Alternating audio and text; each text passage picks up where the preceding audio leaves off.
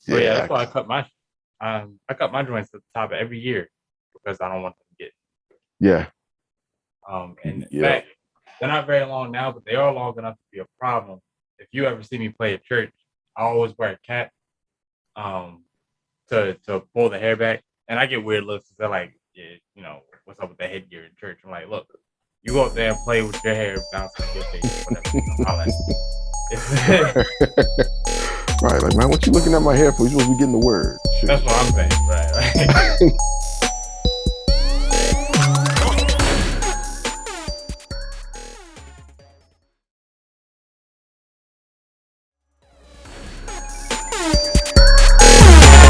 Another episode of the A.nA podcast. What's up? How you doing? My name is Alex Mack. My partner next to me is.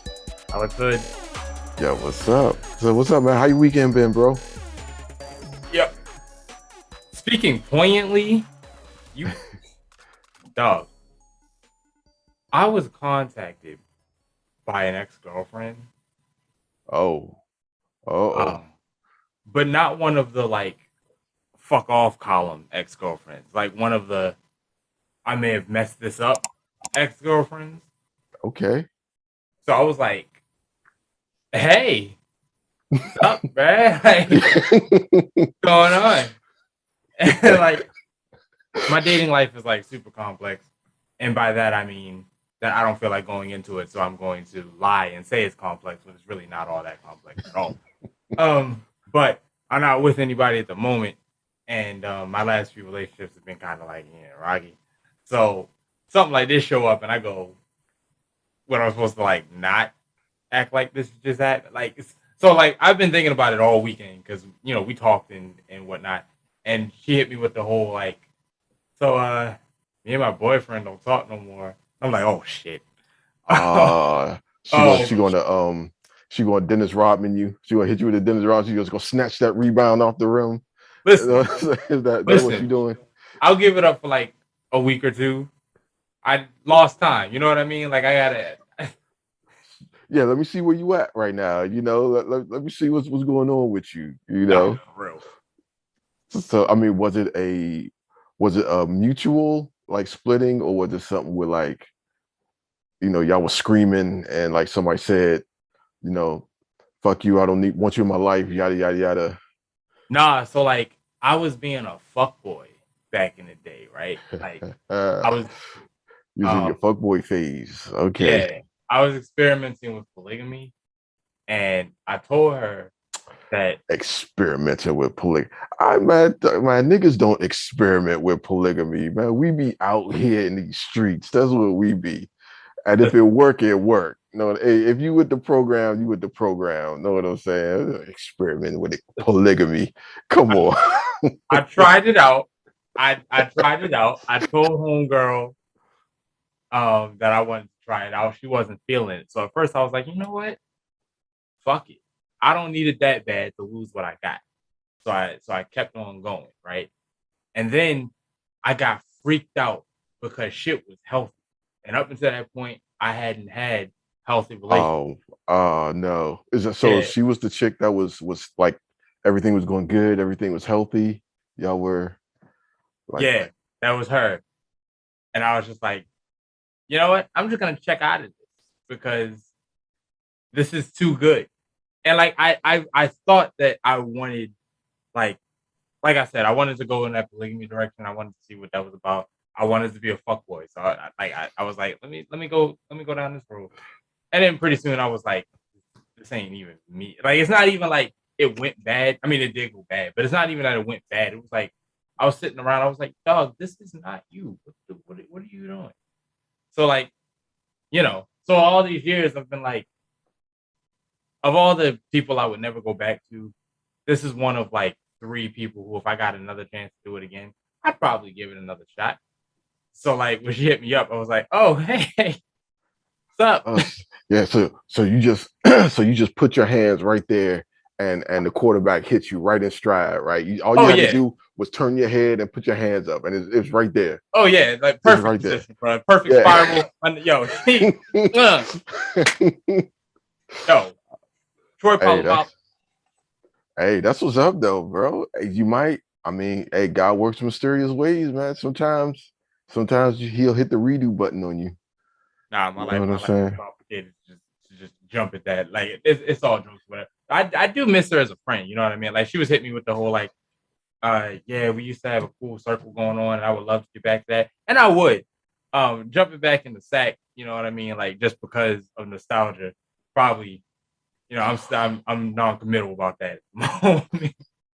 Well, I mean, it could be. Hey, it could be, bro. I mean, I would just say take it slow. Don't. I mean, like, you know, don't hop right in it. Know what I'm saying? But yeah, man, just talk it out, feel it out, see what's up, see what's happening. You know what I'm saying? So, hey, that's what I'm talking about, man. We here on the podcast, we all about this. We all about good fortunes coming up out the blue. You know what I'm saying? Old shorty just hit you out the blue. That's what's up, man. Yeah. See, I'm married, so I don't have those. I don't have those things. So you know. But no, I remember one time. There was this one time. Oh no! I'm lying. So, the same thing happened to me like years ago. It was she was really cool too. We went back when I was in high school. It was a chick that I had met through like my best friend back then. Mhm. And like we used to do the three-way phones back then. Like when you were bored as hell and you ain't had no money and you had nothing to do, you just sit on the phone all day. You know what I was saying back then? I do that And now. yeah. Yeah, and so like we hit it off real cool. And then we never got serious. It's partly my fault because I was so chicken shit. I was lame as hell back then. Yeah, I hate myself in high school. But but yeah, and then well, we were really cool, and then she went off to college, right? And I was just here, kind of just being a loser. And then like a year or two later, she just hit me up out the blue. Know what I'm saying? Like, hey, I'm back in town, yada yada yada. I'm like, bet. You know what I'm saying? Because I got well, I was still I think I got fired, but I had a car, but the car was like having issues or something like that. So it was like a pain to like get out there to her or whatever. But I would get out there and she got like a baby. You know what I'm Damn. saying? Yeah. Yeah. But it was fun for a minute, you know. But Yeah, yeah, for a fun time, not a long time. hey, you know what I'm saying? Yeah, Oh, for that sure. was but yeah, that was that thing right there. But yeah, hey, so we got an announcement to make. Bro, we actually are coming up in the world a little bit. You know what I'm saying? We are actually you can find the A.nA podcast out there on your preferred streaming platform. We're on everything but Apple because Apple's are bitches. Them niggas. They just ridiculous. But coming soon. Coming soon, we're coming to Apple. But for right now, you can find us on Spotify, Google Podcasts, Audible, Amazon Music, and even Stitcher. I don't know if anybody even listens to Stitcher no more, but yo, you can find us on there, man. So yeah, come on, check us out. Get listen to us. Just shoot the shit while you like, on the treadmill or on the train, on the commute to work, whatever. So yeah, man, stop by, check us out. Yeah, everybody wants to hear my annoying ass voice. Oh, you no, your voice is normal, man. I be cringing sometimes listening. Yeah, I just be seriously cringing. Like, oh, why do you sound like that? Jesus. Uh, It's not so much the way I sound; it be some of the shit that I say. I'm like, oh, what? What was you on? And it's not. It don't even be wild. It's just like I'll be looking at the playback, and I'm like, you were clearly coming off the cuff, and you're not great at that. I mean, I've made strides from being the awkward, nerdy nigga in high school. I think I've made some strides, but yeah, nah. I mean, it's a lot of this now, like doing podcasts and books and stuff like that is just like I've um I've kind of settled with myself that I'm going to be cringy and weird and awkward in everything I do, and so I just have to live with it. You know what I'm Oh saying? no, see, you're good at it. I'm just like whatever. Like, but it's okay. I'll be cringy with you because Lord knows I'm weird as fuck. So I mean, that's what make the podcast work, bro. Yeah, two weird nerdy niggas. That's what's up. But yeah, all right. So where we going? We are. I think only got one topic for today. he never clears these things with me beforehand. He just be throwing shit at me. So like y'all gonna have to, I'm unprepared. Yeah, no. So the thing is, like, and most of the times it's like when I come home from work, like on Mondays, and I sit down and I open something, I'll find something like, oh yeah, that'd be dope to talk about. Let me just throw this in there. Let me just throw this in there. Yeah. Just off the cuff. That's what make it work. That's where the magic happened, man. Just off the cuff. Just keep it going. Facts, I can dig it. I can dig it. Yeah, I think well, you probably heard about this. You probably heard about the Mike Tyson kerfuffle.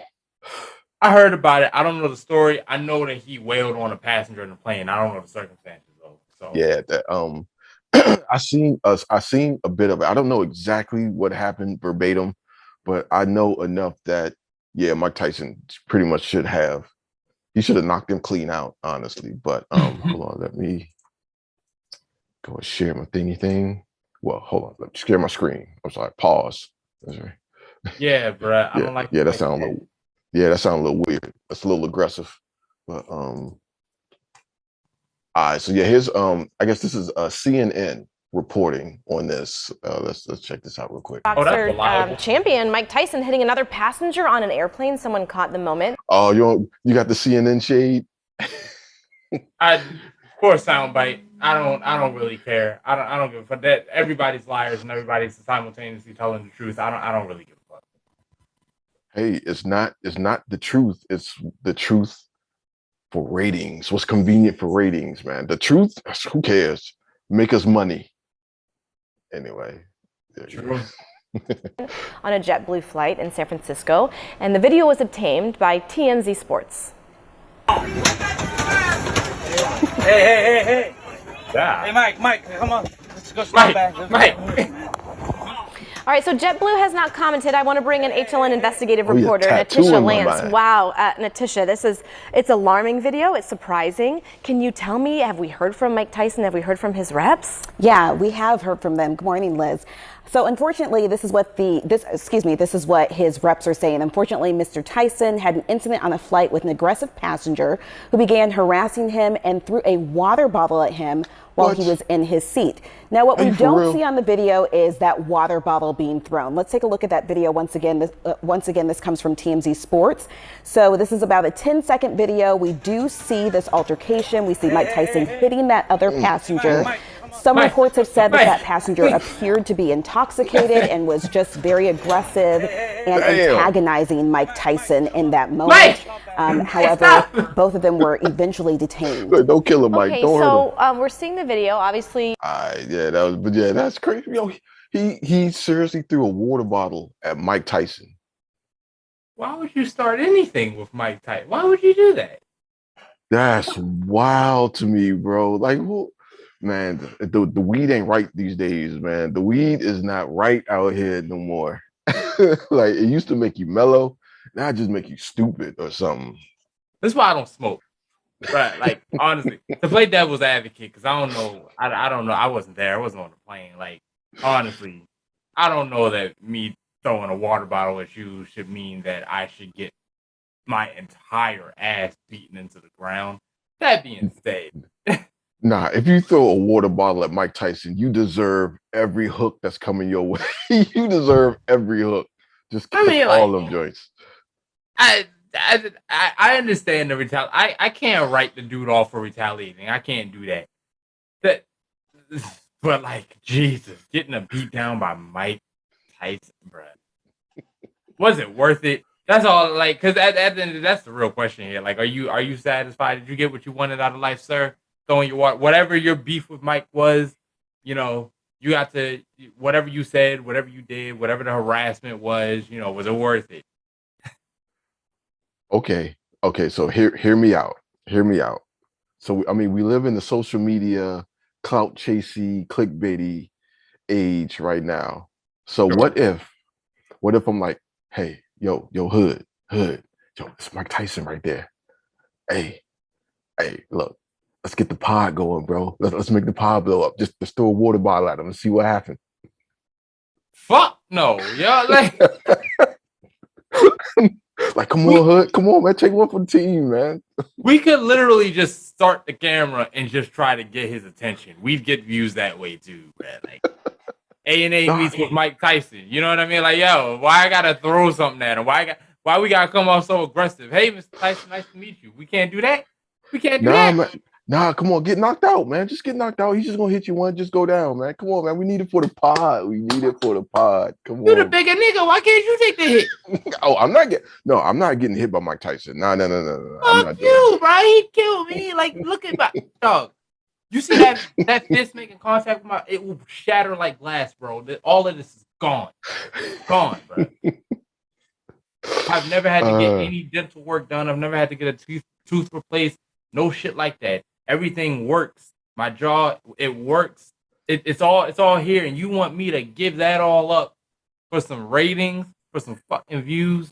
Yeah, hey, once the pod blow up, you'll have enough money to like replace your face. Come on, man. It won't be that bad. I like my face, and Well, I I mean, got apparently that's what this was for. Apparently he was trying to get like you're trying to blow his Instagram or TikTok up. Like I saw in another report. And how's that working out for you, buddy? yeah. I mean, niggas definitely know who you are, but it might not be the kind of attention that you want. This nigga beat the shit out of him. Mike, please, Mike, stop, Mike. That's funny as hell. I think that's all I got. That's all I got. I don't know. So all right, we ready to go to okay, so this is the last week of April, and the A.nA faithful out there, all two of you, you probably know what that means. That is a time for another top 10 list, which Yes, is sir. probably no, actually you kind of cracked the code with the we need to do more death battle reactions because there's an audience for that. I'm finding out. Evidently, it is our highest viewed video so far. Yeah, by far, bro. And like somebody commented on it. Yeah, You know, I was like, oh snap, okay. we celebrities now. I don't want to hear nothing from you peasants. We off the big and better things. Don't say shit to me if you see me on the street. Don't even approach. Don't even think. Don't even. You don't deserve to breathe the same air, bro. I'm above you now. I'm above you. Hey man, hey, now you gotta talk to my people. Don't send me no direct messages. Talk to my people. I get back to you. You know what I'm saying? But there's a number for the number to me. Oh, that's crazy. Like the dude to get to the dude to get to the dude to get to the dude to get to me. That's I want to be that rich. That's what I'm talking about. Shit. Niggas don't even know your name, bro. They know your agent's name. Right. Yeah, to get to Alex. Oh yeah, no, you got to call like 4 people to get to him. Like, and he'll get to you on the second Wednesday, you know, of that month. But yeah, so this month our theme is our personal favorite top 10. So this should be fun. And you know, let's break the mold. So I always put you in the torture chamber first and make you go first. So you know, I'll reverse it for you so you can kind of sit back and judge me as I'm going through my list. Like, nah, I'm playing. So yeah, this was actually pretty easy and pretty fun to go through because top 10 faves. These are movies each of these movies I've seen over 10 times, I would say.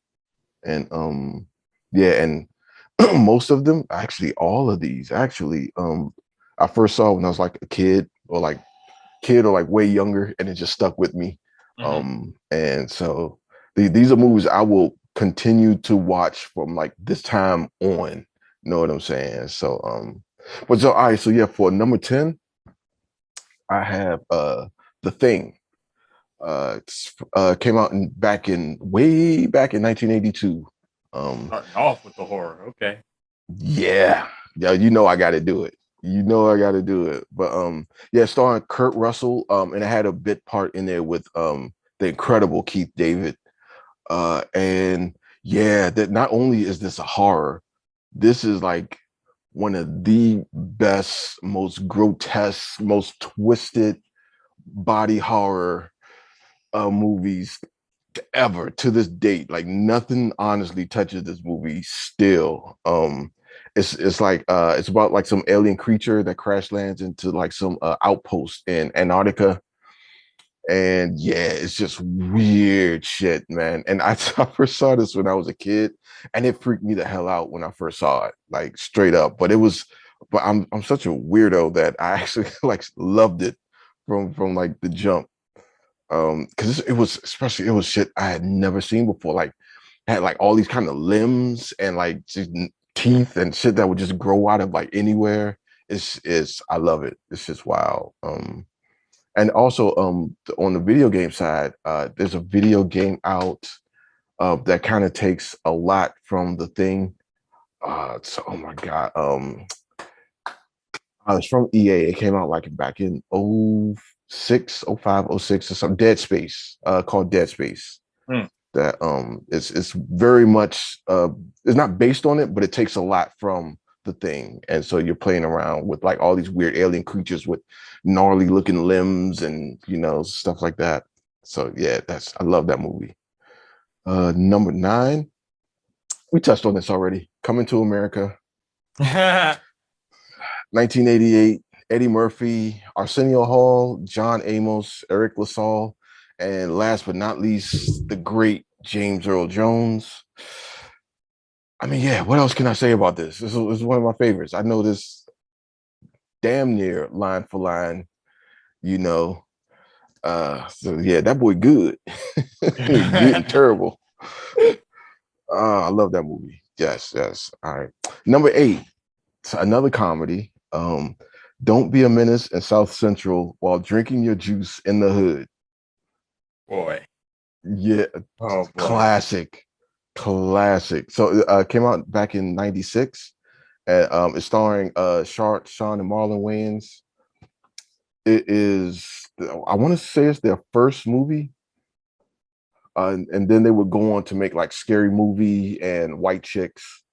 But I think this was their first one, and it's one of the strongest. Honestly, it holds up with Scary Movie. I would probably put this over the first Scary Movie, but Scary Movie 2 was just insane. Like, you know, I remember dying in the theater watching Scary Movie 2 and this one too. Like, I think I saw this in the movies too, and yeah, it was just people in the halls, and we went to this black ass movie theater to see it too. So and that made it even better, man, because everybody was just like in the aisles. You know what I'm saying? Just I can't breathe, I can't see, my head hurt type of laughing. Like, yeah, I love that movie. Number 7, another comedy. God, I'm keeping with the comedies here. The Mask.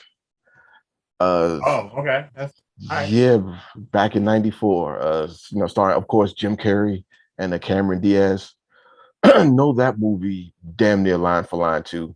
Like, I remember when that first came out, we we would run to Blockbuster to get a copy of that.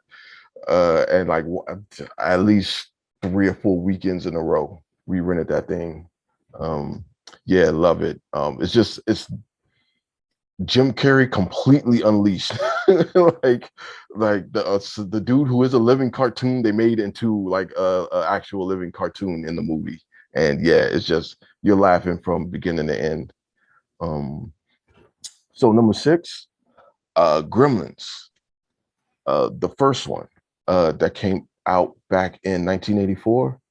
And this is an 80s gem, man, and this is one of those movies that just I don't think Hollywood would make anything like this today. It's a kid friendly horror movie with a bunch of like creatures in it that are both adorable and grotesque at the same time. Like how they hit that balance of being both family friendly and having the horror elements in it is it's kind of genius, and it's like something that I don't know. I don't think Hollywood or like has a desire to make anything like this again, which is a shame.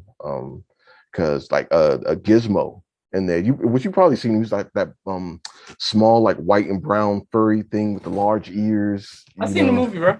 Oh, you seen it? Okay, all right, yeah. All right, so you know what I'm talking about. Yeah. So I that didn't think I'm not cultured. Yeah. Well, I don't know. Sometimes I don't know. Sometimes with these, it's like I'm not sure if you go way back in my weird tool bag, but yeah, no, I love them. Ever since I was a kid, I want that. And and matter of fact, I was looking through my Blu-rays, and I'm like, damn, why don't I have Gremlins yet? Like, yeah, it's a hole in my collection. All right, and so number 5, Clue. Uh, for back in 1985, starring Tim Curry, Christopher Lloyd, and honestly, it's like a whole cast of like really great character actors and things like that. They made the movie off of the board game, and I love this movie way more than I ever loved that board game. It's zany, it's goofy, it's crazy. Tim Curry is acting his ass off as usual. And yeah, I love that movie, and it hooked me when I first saw it because like I didn't know where it was going as far as like the murder mystery aspect of it. It's and plus they had, like the ending has this very Scooby-Doo type of thing to it. But yeah, it was fun. It's like fun from beginning to end, and they do set up like a pretty good mystery in it because everybody comes off as a suspect in this. And yeah, I love that movie. It's a bonfire classic to me. Number 4, Ace Ventura. Yo, you The like Jim first one. Carrey? I love Jim Carrey. Yeah, he's one of my absolute favorite actors. And yeah, I've another one. We used to run the Blockbuster, run the Blockbuster to see if it was still there. And yeah, I mean, what else can you say about this? Just Jim Carrey. I know it's a man. Dog, yeah, I love that. And so I always die laughing at the scene when he's at the party. Like that whole party scene to me is crazy. It was like, ahoy, Captain Steuben. Dude at the door. And yeah, I love that whole movie. Uh yeah. So, all right, so top 3. Cracking my top 3 personal all-time faves. And that the number 3 is gonna be The Last Dragon. Okay. Came out back in 85. It's starring some dude named Timac, who's playing Bruce Leroy. Dude came out of nowhere and nailed this role and went right back into obscurity. Like he hasn't done a thing since. That's the wildest damn thing. Yeah, also starring like the late great Vanity as like his love interest in there, and and this is peak Vanity too. She is so fine in this movie. Lord have mercy. And one of my favorite characters of all time, Julius Carey playing Show Nuff.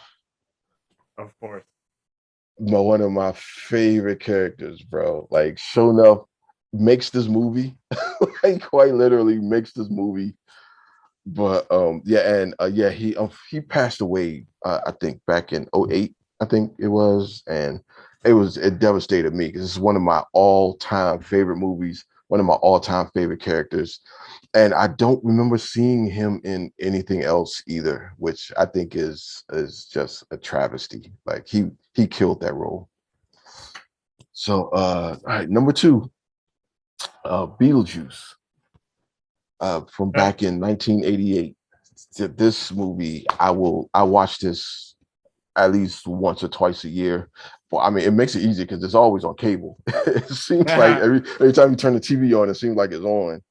But yeah, this movie means like a lot to me because it kind of gave me my taste of voice, kind of, because I was always like, again, as a kid, like at like 8, 9, 10 years old, I'm always gravitating towards like horror or like, you know, the darker kind of twisted or just goofier stuff. Yeah, I'm there. And I'm with you. this is like the first time I kind of, because Lydia Dietz in this movie is kind of like, we would have been like, if in real life we would have been best friends basically, and that kind of like informed me, oh wait, so that's I think that's me. You know what I'm saying? I think I'm one of them, kind of, you know what I'm saying?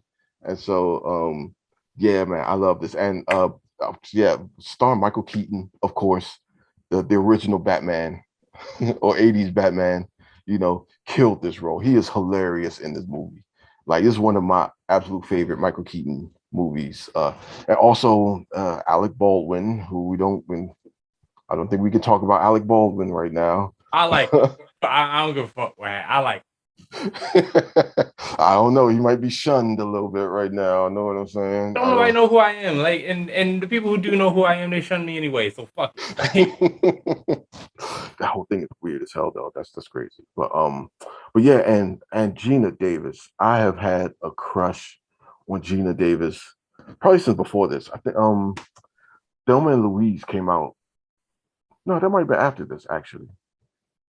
I'm not sure, but I saw her in something else around this time, and I've had one of the biggest crushes on her ever since then. Like, God, if I ever meet Gina Davis, I'll probably be weird.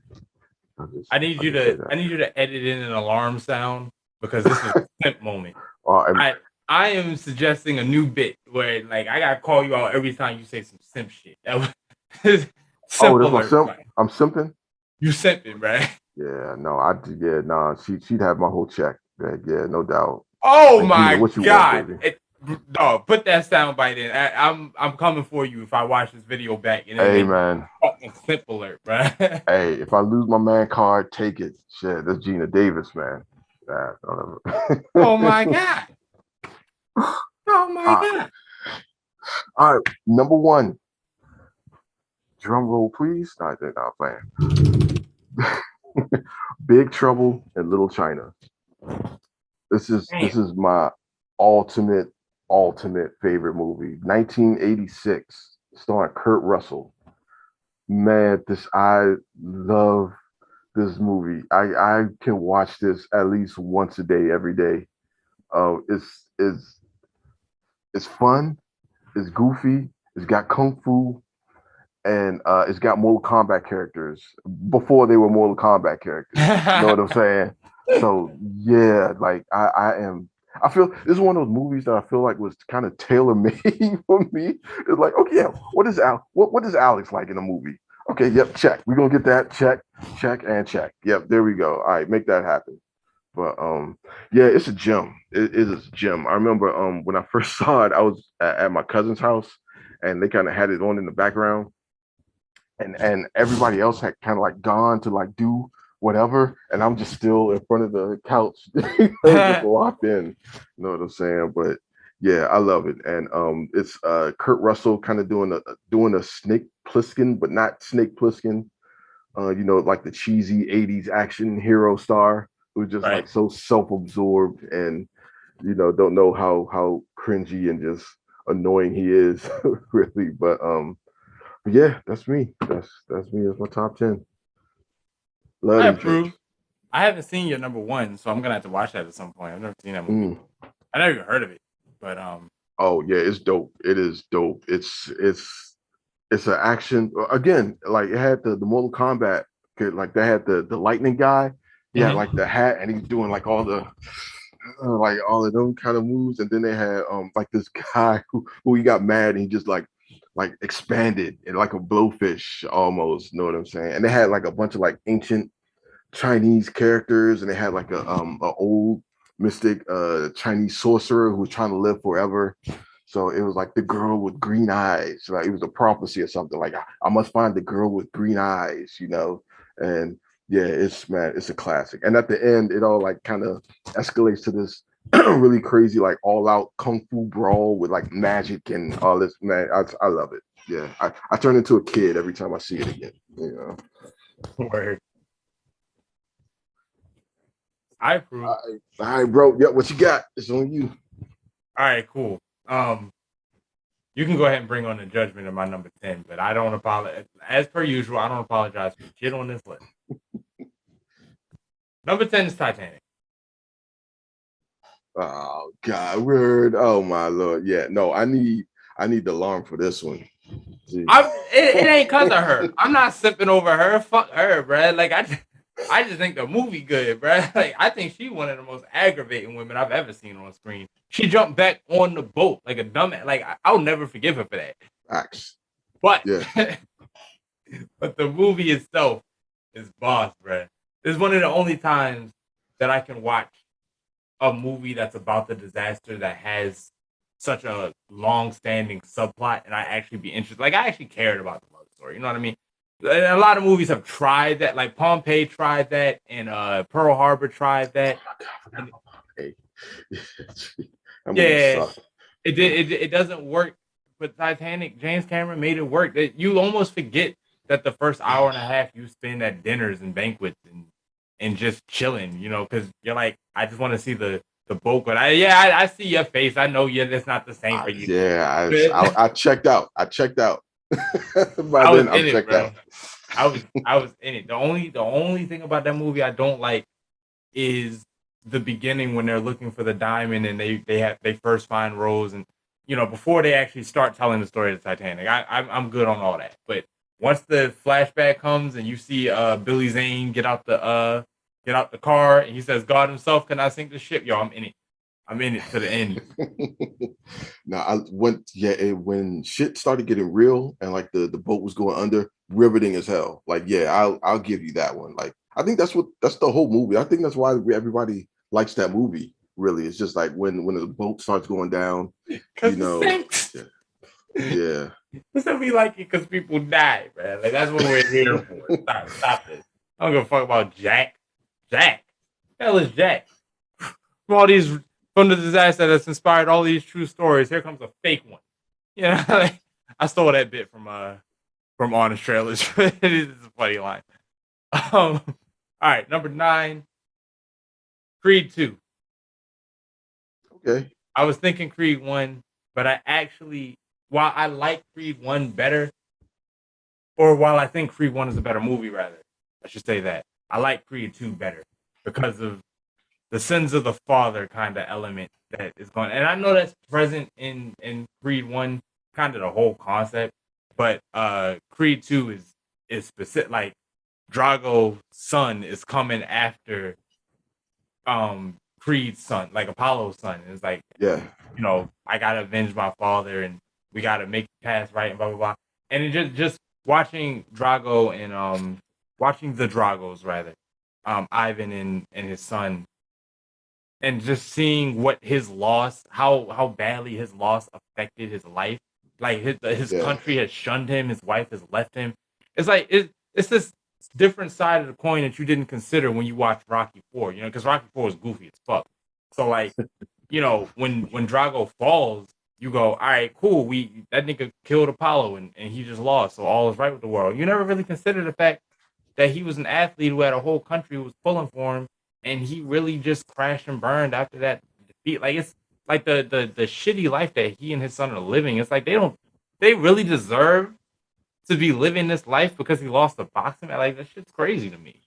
So it's just yeah, Mother Russia don't play, bro. If you lose to Americans, shit, you might as well move to Siberia or something. Evidently, bruh. Evidently. So yeah, that's one of the only movies I've seen in theaters that made me cry. Like I actually cried at that movie. It was bad. I was okay. No. I remember, the drama was high as hell in that movie too. Like I remember, like him, because he has a son in that one, right? And so Creed, he has a son, and so like he's going through the whole thing. Like what if you die like your dad did in the ring? You got to think about like your son. But that's a good movie. That's a good ass movie. I I think the trailer for Creed 3 is out. Is it? I think so. I'm not sure, but yeah, because that's what sparked me. Like, oh yeah, I think 'cause I heard something about Creed 3 recently. If it Something, is but out, we got to do a reaction because I damn sure haven't seen it. yeah, no doubt. Dang. Word. My number 8. I'm on 8, right? Yeah. My number 8, Revenge of the Sith, Star Wars. I I think that's the best Star Wars movie ever made. Period. I Oh Lord, no. So you were doing fine. You were doing fine. The best Star Wars ever. yes, the best Star Wars ever. I will put Revenge of the Sith against anything, even Empire. Like, yo, Revenge of Oh, the you Sith. bugging. You Yo, bugging now. Revenge of the You Sith is bugging an now. amazing movie. I don't understand how people don't like it more. That movie is fucking phenomenal, bro. Like the opening scene, the opening, the space battle at the beginning. Yo, that shit is biblical, bro. That shit is fucking biblical. Come on, man. I don't know if I go with biblical, but the I mean the younglings. Let's Fuck protect the him. younglings. Fuck him. Anakin I goes full dark side, bro. was like, damn, Anakin, you killed the younglings. Yes. Yeah, that was it was the Yoda Palpatine fight epic.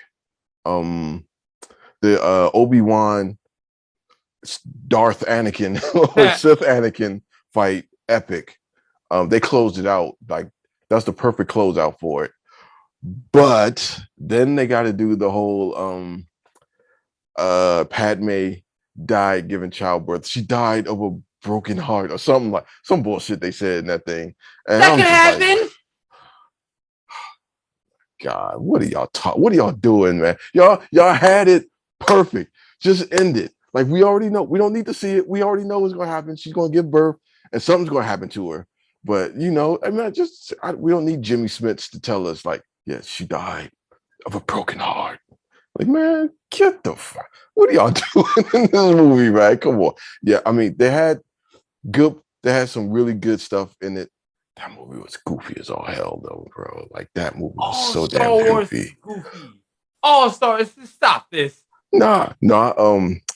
Empire's not goofy. Like Empire. Okay, I'll give you um A New Hope. I'll give you Return of the Jedi, because that whole Ewok shit is just like, for real, what we doing this? We doing this. That was all just to push toys, you know.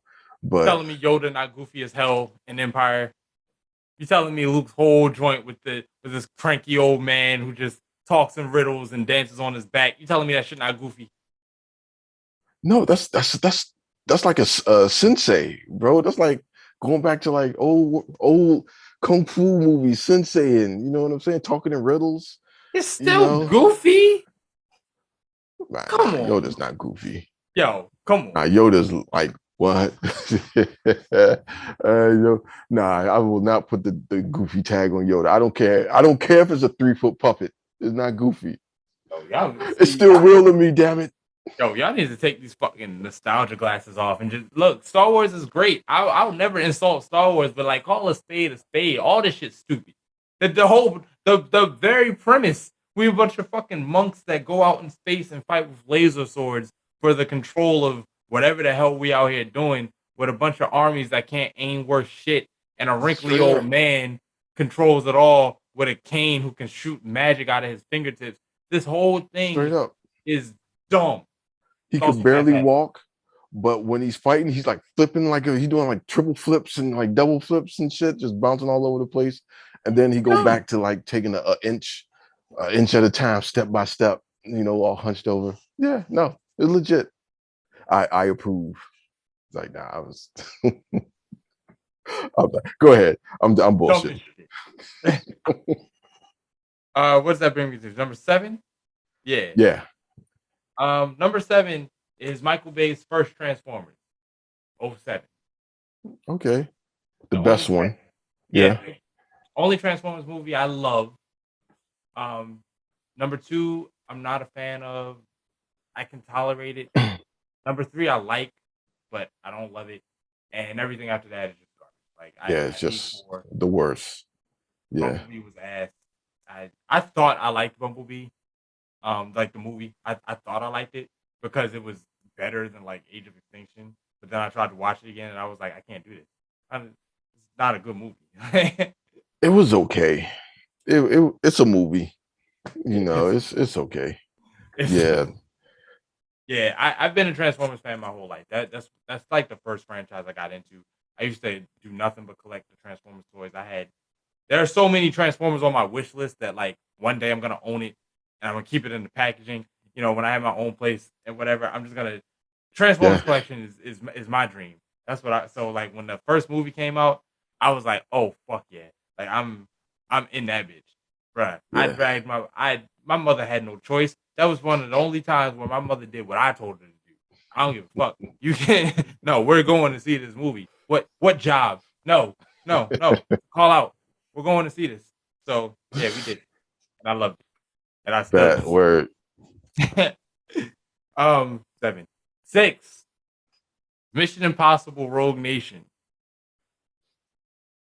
Did I see that? Did I you might see not that? have seen that. You might not have seen that. You need to see that, bro. Mission Impossible was great. Then it got bad. Then it got okay. Then it got solid. Then it got fucking fantastic. With Wait, Rogue. what year did that come out? That was year. Golly, I couldn't tell you, man. I know 2015. I probably did. If I did, I don't remember it that well. How That's dare all. you? But How yeah. dare you? Go watch it again. As soon as you're done editing this video, just turn it on. Watch Yeah, fuck no. But yeah, okay, yeah, keep going. Keep going. All right. Number 5, Captain America: The Winter Soldier. Yep.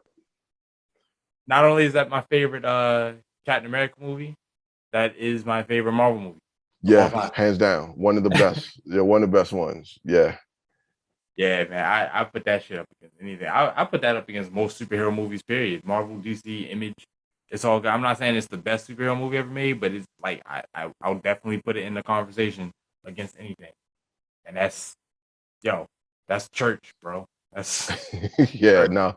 Like I never thought I wanted like a superhero like espionage movie. You know what I mean? I never thought I wanted that until like they put that movie out and I'm like, this is like the dopest shit like ever. Like this shit is crazy. Like, Wow. yeah, I remember like leaving the movie theaters and wanting to go right back in and watch it again. Like, that never happens to me, right? That never happens. But yeah, that shit was dope.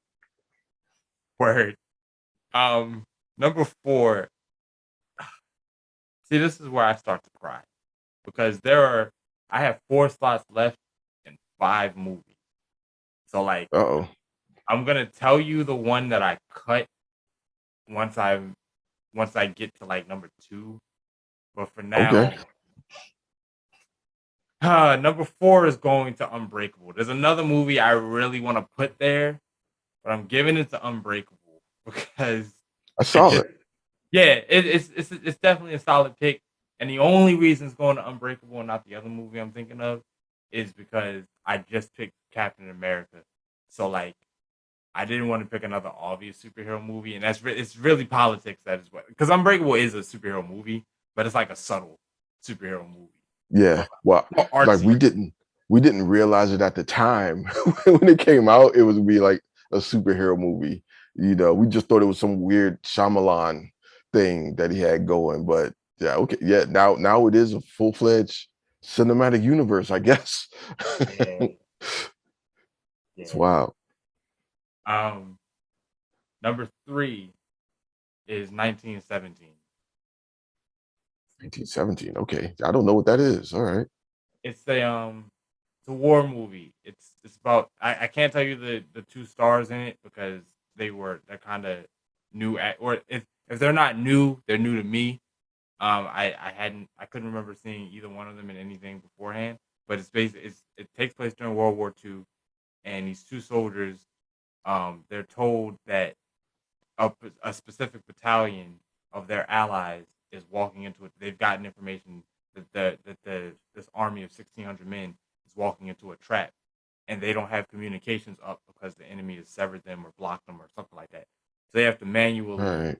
traverse through no man's land, get to them, and warn them not to attack because the enemy has pretended to retreat. So they think it's a it's an easy win, but it's really a trap. So they have to save them from getting slaughtered. So it's the whole movie is just them trying to get there. And Okay. it's not an action movie. It's not very quote unquote exciting. It's just these two soldiers who just gotta. The movie spends a lot of time showing you the aftermath of battles. It's showing you what the terrain looks like after war. Like you'll see like animals slaughtered, and you'll see bodies in the water, and you'll see burned buildings and shit like that. Just a lot of the carnage the day after this shit goes down. And Okay. probably only two scenes that involve like shooting or anything like that. It's a very just like perspective of like what war does, and the men who have to start like we're just soldiers who are just following orders, and it's not glamorous or anything like that. Even the way the movie ends, it doesn't it's like this bittersweet ending because it's almost like, all right, now what's the next assignment? You know what I mean? Because I'm still in a war, so that you don't Right. really get like okay, you made it. It's like, nah, because in 1917, by that point in history, World War One still goes on for about another year. So for all intents and purposes, these soldiers might die the next day. After the movie's Right. over, that very next day they may have been murdered. But they don't know that. They don't know how much longer the war is gonna last. Maybe they made it, but that's the uneasiness of it is why I really, really fuck with that movie heavy. Okay. Yeah, I might have to check that out. Yeah, that sounds pretty good. Word. Number two is also, oh man, I just realized I miscounted. Number two, I also got to cut one.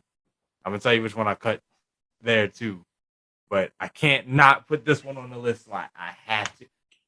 Number two is going to the Prestige. The I Prestige. Word. Yes, Okay. All right. bro. Oh my god! You know what's funny? I've just recently seen that movie. I know it's old. I know it came out in '06, but I didn't see it for the first Wow, was it time. '06? Yeah, Damn, I didn't know it was that old. My bad. I know it came out back then. but I just seen it within the last like 2 years. I just seen that movie, and the first like from the first time I've seen it to now, I have not shut up about it. I have shown anybody who will sit down who hasn't seen it. I've shown niggas who have seen it just because I want to watch it again. I've I have squeezed a ridiculous amount of viewings of that movie in the short amount of time that it's been in my life, bro. Yo, I can't think of a movie that has made me like look at it in awe as much. Like even my number one pick is a personal favorite, but I don't in terms of like imagination, in terms of plot, in terms of character, in terms of intrigue, I wouldn't put it up against The Prestige. The Prestige might as well be my honorary number one, but it's such a unique experience. You know what I mean? Like I I've seen movies about magic. I've seen movies about rivals. I've seen movies about like everything that this movie is about. Pursuit of greatness. Trying to make a name for yourself. I've seen movies like all of it, but I've never seen a movie like The Prestige. I've never seen it done this way. It's a fucking magic trick from beginning to end. It's just Yeah, yeah. dang. Because that's the one with Christian Bale, right? Yes, sir. If I'm remembering it right. And yeah, just the first time watching that, and just to kind of like, you shitting me. Like thing when you realize what's happening, like at the end, and they tell you what's happening, like you're shitting me. Like, Yeah. wait, no way. Who thought of this? You know what I'm saying? Who could even think of this? It's one of them movies. But yeah, no, yeah, I can see why that would make anybody's top 10, honestly. Like that's a crazy ass movie. And like the movie is the magician kind of, and you're the mark. You know what I'm Yeah. saying? You're the Fact. mark the whole time. And when the magician finally shows you the magic trick, it's it's a freak out. Like it's like what the fuck? Like, okay, yeah, this movie is crazy. You know, like who would even think of some shit like this? But yeah, I got you. Word. And I love the line at the earlier in the movie when Christian Bale's character shows his wife a trick, and she has a line that describes the movie perfectly. Once you know the secret, it's really not all that impressive. Like when you go back and watch the movie, you're like, oh, this was fucking obvious as hell. This was like, how the hell did I miss this? And most magic tricks are like that. It's sleight of hand, it's camera angle, it's perspective. There's behind all of these amazing tricks, most of them at least, is something very simple, something very like really like in theory, it's just not all that impressive. You're just like, oh, okay. All right. Right, Like, and it's just, and once you find out like what the hell they're doing, it's just kind of like, and okay, I could get why you want to just go back and watch it again to kind of like pick up on like what they were doing from the very beginning. Because once you find out like what is actually going on, it kind of devalues the whole thing in a way. It kind of devalues like the whole like magic the whole trickery thing of it, because it's just like, oh well, they just that's what's happening. What the fuck is it? No, it's mostly like how yeah, and why. how they yeah. It's Like, just like, yo, you are dedicated, bro. You are okay. All right, cool. I use this movie to preach my life philosophy to people. This and one of the movies that I cut, which I will go into right after I say this. Is I talk to people. I'm like, when you watch movies like The Prestige and the movie I'm about to mention, it really puts in perspective. What are you willing to sacrifice for greatness? You know what I mean? Like how yeah, much is being the guy, being number one, being whoever the fuck? How much is that really worth to you? Because in all of these stories, I'm glad movies are willing to talk about this. And all of these stories, the people that get there they gotta fuck over their family, they gotta lose their right, friends, they gotta right, destroy themselves, they gotta sell their soul, like something. yeah, And it's like, is it really like you got a bunch of people cheering your name, sure, and your name will ring out across generations. Fine, okay, you're famous and you will be remembered, but you're not gonna be around for that. Like, is it really worth it? You know what I mean? Like, that might have been what I took from that. Well, maybe like the third time I watched it at least, but like to, to get to be the man, to be that famous, to be like, like to ascend to the top, especially in entertainment, is like you have to shed pieces of yourself, kind of. And I think that's might be what like a metaphor for that. Like the movie makers are making a metaphor of like, what are you willing to sacrifice and how far are you really willing to go? You know what I'm saying? In order to be like super famous and like entertain the masses and be the man, because I don't know if you can be like an A-list celebrity in whatever field and not have like a bunch of like really deep sacrifices for the yourself, friends, family. You got to cut people off. You got to cut people out. You got to screw people over. yeah, it's a You know what I'm saying? So yeah, I think that's why that movie hit so hard too. Especially because that's it's still a critic's darling too. Like people, I still see like stuff on like YouTube and all that with like all these critical reviews and all that where people talk about that movie to this day. You know what I mean? So yeah, that movie's wild. Like that's one of those movies. Like when you were saying, if people haven't watched it, you force them to watch it, because yeah. that's one of those movies that you have to see people's first reactions, like the whole way through the movie. You have to see their reactions to it. So yeah, no, that's a dope one. Yeah, so the two movies that I cut, the other movie that was gonna go in place, but the Unbreakable beat it out was The Dark Knight. Um, but since it's so much more of a comic book superhero movie, like a traditional superhero movie, and I just done Winter Soldier, decided to give it to Unbreakable. Um, I don't, I would have kept that one actually. I'd have kept Dark Knight on there. Like, if I had a top 20, that probably would have made it on there. Unbreakable was cool, but it kind of got cheapened by the other two movies to me. I don't know. It was because it was this unique, isolated thing, and then Shyamalan came in and said, "Oh, I'm gonna make a whole universe out of this now," and it's just like, okay, whatever, bro. But no, Dark Knight, Unbreakable is kind of like that to me. Like, so yeah, nah, I probably would have kept that one, but I can see your point though. I can see your point. Word. And the movie that the Prestige beat out was Whiplash. Um, I have to see that movie. I still haven't seen that movie. I hear everybody talking about it. yeah, go watch that movie. It's basically the same premise in not like the movie's like plot and whatnot are completely different, but I mean like the same premise of like, do you want to be great? What are you willing to do to be great? Who are you willing to say fuck you to?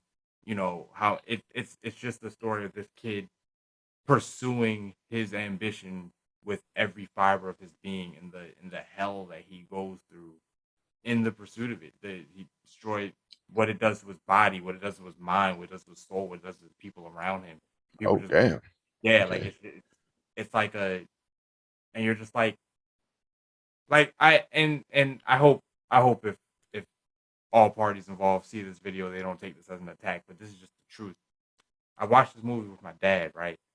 And there's a really bomb ass scene at the end of the movie. I'm not gonna tell you what it is because I don't want to spoil it, but my dad looked at me and he said, I want to see that from you one day. And I've always I've always looked at that scene, especially after the movie, and because we watched the whole movie together. I've always looked at that, and I'm like, do you did you miss the point? Like for for you to get that out of me, according to this movie. Now you could just be arguing whether or not you think that's true or not, but according to this movie, for you to get that out of me, you have to be willing to sacrifice everything about me that you like. You know what I mean? Like the kind heart that you say I have, and these are his compliments. I'm not paying lip service to myself, but the kind heart that you say I have, the empathy that you say I have, the caring of other people, and how I want to make sure everybody else is straight, and how I have like how I can value the smaller things that people overlook and whatever. All that stuff that you admire about me has to go out the window to get there. And if you're willing to sacrifice that, then you can turn into what this dude turned into. I'm not willing to sacrifice that. And I always look at that Mm, scene because I don't it's a victorious moment in the movie. It's presented as a victorious moment.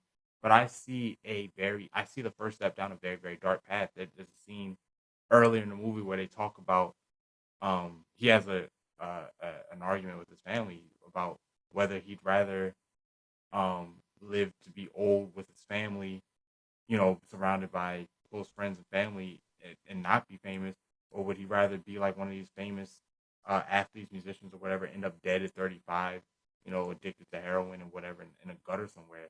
And he says, I'd rather die young and everybody talk about me and blah blah blah. And so like when you get to the end of the movie, I always read it as you're gonna die at 35. That's that's the thesis the movie is presenting. I'm not. There's no epilogue. It doesn't say that what happens to him or whatever. But it seems like okay. that's what yeah, like it seems like that's what the movie is arguing. So I'm like, All right, so I think so. J.K. Simmons must be the he's like the instructor or whatever, right?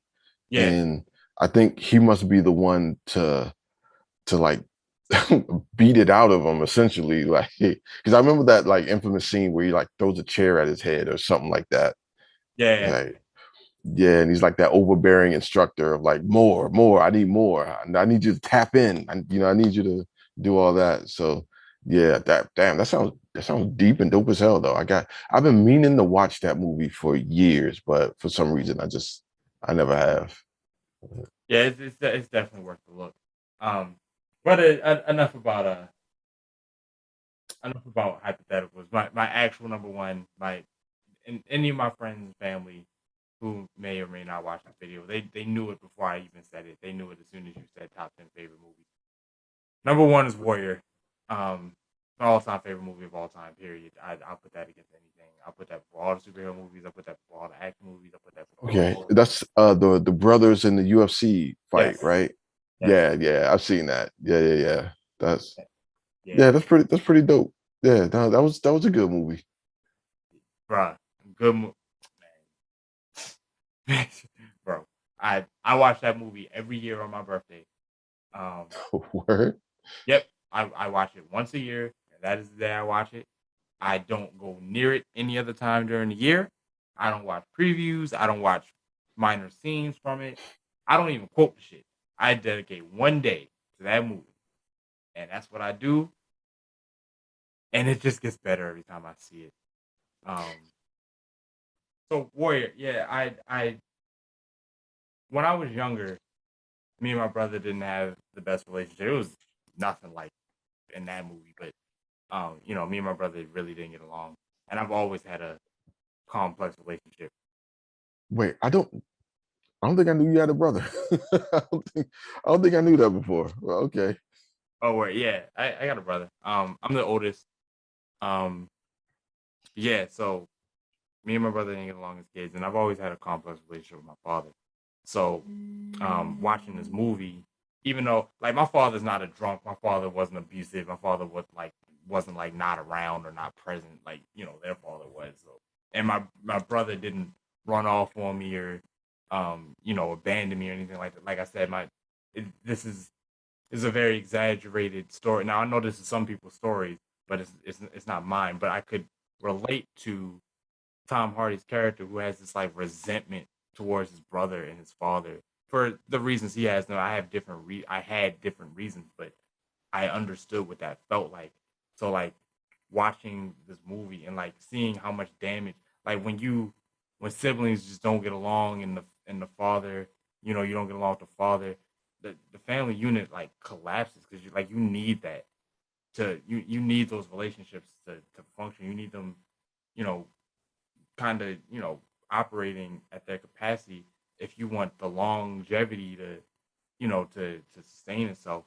And without it, you, one of them goes off and built a life for himself, but it was really contingent on the fact that he was ignoring this other portion of his life. He was ignoring the fact that he had a brother who really didn't fuck with him. He was ignoring the fact that he didn't get along with his father. He just kind of cut that part out of his life, but that wasn't sustainable. And the fact that it's just about them trying to find a way to reconcile. And by the end of the movie, I would say they did.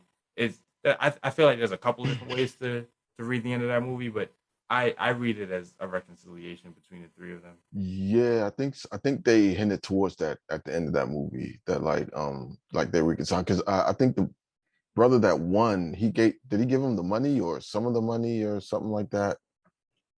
The funny thing is they didn't talk about at all what he did with the money. I assume that's what he would do, considering Okay. I think he's a decent person, so I would assume but Tom Hardy's characters were also probably going to jail considering that he went AWOL from the army and they found out. So a lot That's of right. Yeah. yeah. Yeah. Yeah, it was a tournament, right? I think it was like a tournament with a pot or like a prize at the end or something like that. Yeah. So I've just always I was a kid in 2011, so I was young enough for it to have a profound effect on me and really stick with me. And my relationship with my brother and my father is a lot better now. Um, but I can always place myself right back in those feelings when I watch that movie. It's like I remember feeling like this. I remember being angry, and I remember just being like, "Yo, why won't you give me a fucking break?" You know what I mean? Like, why won't you hear what I have to say to you? Like, and I definitely had choice words for my brother as a kid, so it's just like I'm always like, yeah, I understand. But at the end, when they do finally fix their relationship, I also could put myself there too, because it's like as angry as I was back then, where I'm at now is where I always wanted to be. So it's not like I was raging against positivity. I wanted so badly for us to get along. I wanted so badly for my brother to be my friend. I wanted so badly for me to understand my father And it's not perfect. I'm not there yet, but I'm a lot closer than I was. Yeah, see, that's the weight of being the oldest, especially being the oldest boy. You know, I kind of see that like we have to be right more so than my younger siblings. And actually yours might be different because I just have two sisters. Like I don't have any brothers or anything like that. But yeah, it was I had it the hardest too. And I didn't understand it at first either. But now with my son, it's like, okay, I get it now. Like, no, you're the oldest. You have to not be right, but just be aware and be cognizant of like your place, kind of like, especially when you have younger siblings. Like, Mm-hmm. I mean, it's the God forbid scenarios, right? Like, God forbid something happens, like you have to take up the mantle, you have to run the household, you have to do all the affairs and things like that. And so yeah, I think that definitely put a rift between mine too, because I didn't get it, I didn't understand it, and I was sick of it. I was kind of sick of being the one that came down on the hardest, kind of, and so yeah, I kind of can get where you're coming from. But yeah, and then like just growing up and becoming old and just being like, and plus the phase of life I'm in now is like, I get it now. I understand now. I get it. Like, yeah, that I have to be raised a bit different, a bit harder, because I am the oldest, and especially if I'm a fuck up anyway. So like, yeah, I totally get it now. But okay, yeah, that was cool, bro. That was a decent list. I see that movie on cable every now and then, and I always stick around for the end. Like the end of that movie is like really damn good and really dramatic. And even knowing how it's going to end, even seeing it, a couple of times, it's like, damn, that's crazy. Like, imagine you have to fight your own brother, in a UFC battle, and neither one of you want to back down, initially, and you know, yeah, and you got years worth of just shit, Yeah. that both of you are carrying. Yeah, we gotta Yeah, work this that's shit out. We gonna work the shit out with our fists, but we gonna work it out. We gonna get through it. That movie right, off right. fine. But yeah. All right, so there we go. All right, that's another edition of the A&A Top 10. I hope you guys like a pick. Like the video, comment below, let us know what you think. If you agree, if you disagree, yeah, let's see. Let's have a chat. Tell us what you think. Sweet. But I love running my mouth. all right, so now we can get to the main part of the podcast. So we're going into our review segment. And so this week we have two reviews for you. We are going to do Spider-Man. Who the hell is that? Spider-Man, No Way Home, and also the first season of Atlanta on FX and Hulu. And so honestly, I kind of want to do Spider-Man first. So we could do that because I have I have a lot to say about Atlanta that might go on a bit. So so all right, so Spider-Man. Hold on, let me pull my notes up so it look like I know what the hell I'm talking about here. So all right, Spider-Man No Way Home. It's starring, everybody knows, Tom Holland and Zendaya. It just came out Christmas, right? Christmas in theaters.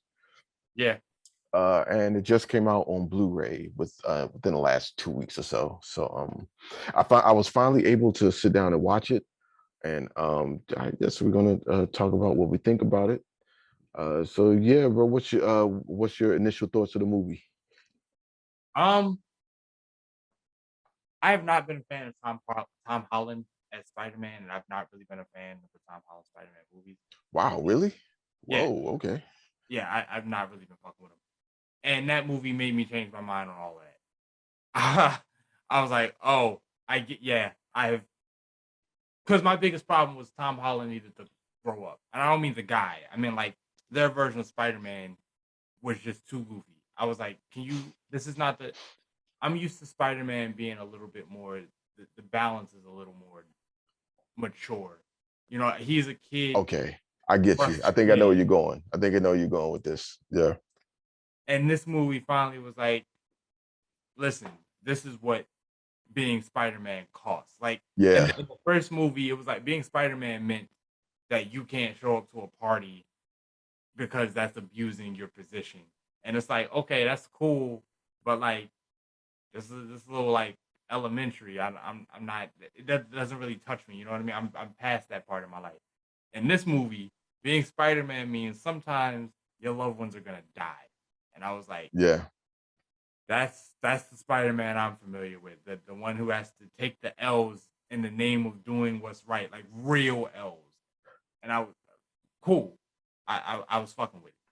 Yeah, some healthy trauma, you know. Yeah, yeah, fact, fact. Yeah, so okay, I know exactly what you're talking about when you're saying like the earlier Spider-Mans was just too carefree, just too kiddie almost in a way, which I didn't mind. I didn't mind it though. I was all for it. Like I loved Civil War was his first appearance, I believe, and yeah, I loved it for right off the bat. I thought Tom Holland was a pretty good job. He was really young as Spider-Man at first, which I mean it was cool. I guess because in Toby's Spider-Man, I guess he was like a senior or junior in high school, so he was a little bit older. But I like to think he was like just a freshman in high school, like for Tom Holland. And yeah, so the Spider-Mans that I know, like they definitely hit the bar and take a couple shots every night because they done been through some shit in their life, and so like they definitely corrected that in this movie. Like yeah, they definitely gave him like a healthy shot of consequence and death and all that. So like with Toby's, it was Uncle Ben, the traditional Spider-Man story. Uncle Ben, he could have stopped the robber. He didn't. He went and killed Uncle Ben, and he has to live with that, and that's kind of the trauma he carries around. Right. Andrew Garfield's is Gwen Stacy. Um, he tried to save her, but he ended up kind of like snapping her spine in there, which I laughed when I saw that. I know it's horrible, but I was like, Damn, bro. uh, you idiot. But Jesus. but so yeah, now this Tom Holland was getting on my nerves. I mean, Spider-Man in this movie, Tom Holland Spider-Man was getting on my nerves in this movie, bro. He was making like every wrong decision. Like every decision was just wrong. And I was just like, okay, man, I guess we have to do this in order to get to where we want to be, I guess. But yeah, they made him and I'm used to Spider-Man being a little bit darker and him having a little bit of more of an edge.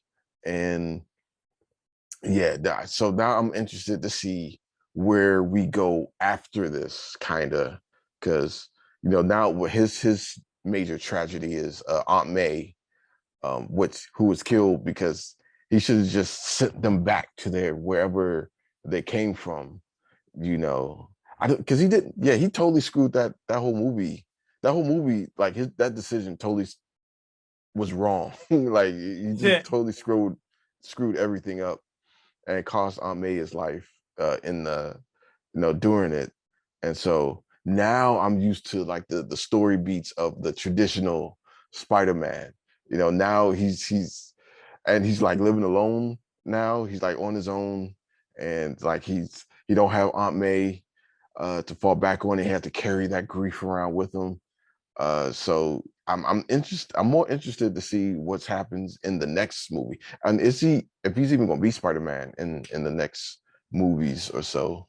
Oh, he's gonna be Spider-Man. He's not gonna be Peter Parker for a Well, reason. that's true. But I dug that aspect of it. But I don't know because it's like if all the other ones were like very dramatic and very heavy, and yeah, like Peter Parker is definitely hitting the bar some nights. You know, it's give me I need a shot, bro. Just hit me. Just hit me. Keep them coming. But yeah, I mean, otherwise the movie was cool. The movie was fun. I love they brought Jamie Foxx back. Yeah, they um, brought a lot of people. I was actually impressed with like they committed to this movie a lot in terms of like the cast. They didn't get like yeah, some guy to play Alfred Molina. To play Doc Ock. They got Alfred Molina to do it. They got Willem yeah, Dafoe to come back. It was like yeah. Willem Dafoe is as crazy as ever. You know, I'm becoming more and more of a Willem Dafoe fan. Like through the years, I've always like liked his movies and stuff, but like, nah, he is like I'm becoming like a huge fan of Willem Dafoe. Every role he has, he knocks it like completely out of the park. Though I'm noticing, and so yeah, I can't. And he's coming one of those actors. Like if he's in it, I'm watching it. Like this is one of those like if you see him in it, just put the remote down. It should be kind of interesting. facts, Um, bro. yeah, I mean, yeah. Other than that, it was pretty cool. We had the Doctor Strange magic in it, which was cool. I can't wait for it's 2 weeks. I think it's 2 weeks before the next Doctor Strange movie comes out. Yeah, man. Damn, time is rolling, bro.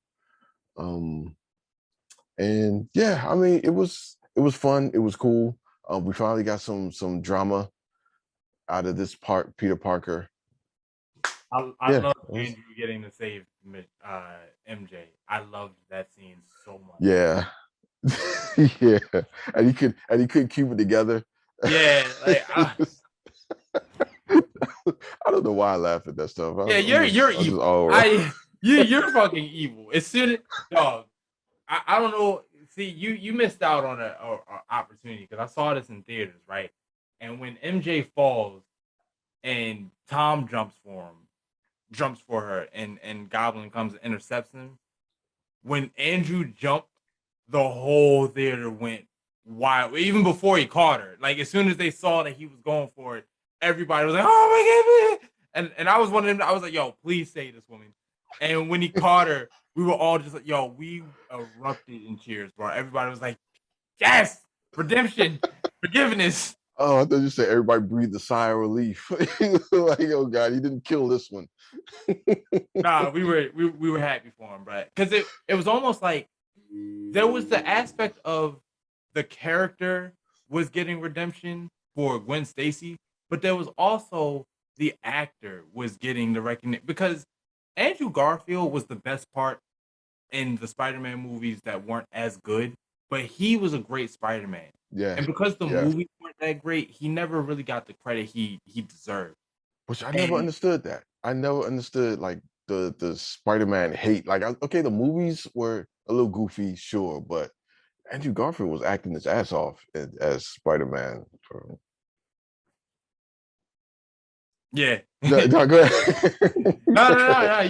That's all you. All you. Losing my damn thing. But yeah, I think I mean, yeah, I'm ready to give it a score because it delivered on what it needed to deliver on.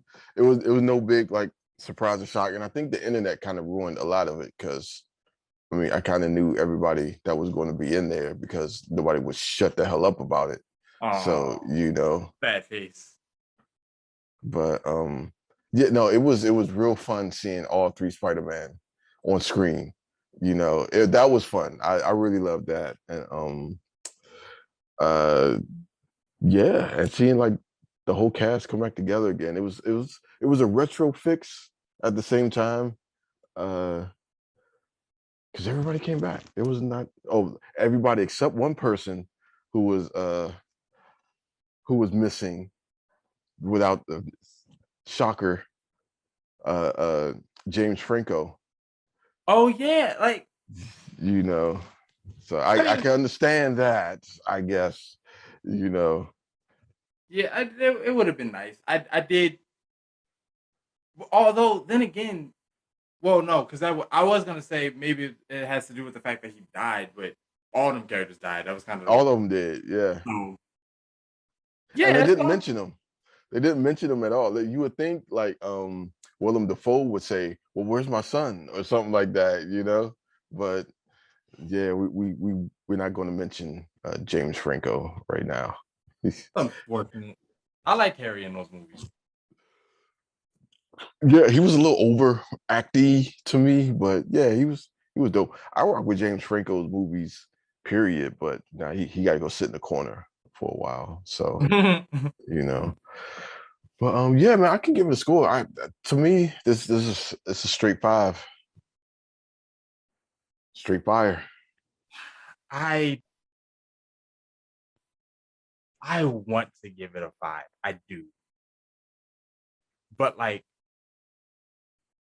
I can never give event movies those kinds of scores. I can never give it the perfect score only because an event movie cannot stand on its own. Like if you have not seen the other Spider-Man movies, it's impossible to get the full experience from this movie. You know what I mean? And I don't even mean the other two Okay. Holland Spider-Man, but like it doesn't even fully work as a trilogy ender. Like you have to have actually seen other versions of Spider-Man to Right. Going really back 20 years. Yeah. Yeah. and I don't think it's a bad movie if you haven't seen those movies. I think it's because I watched it with my mom and she's very laissez-faire with the Spider-Man mythos, both movie and otherwise. And she loved it.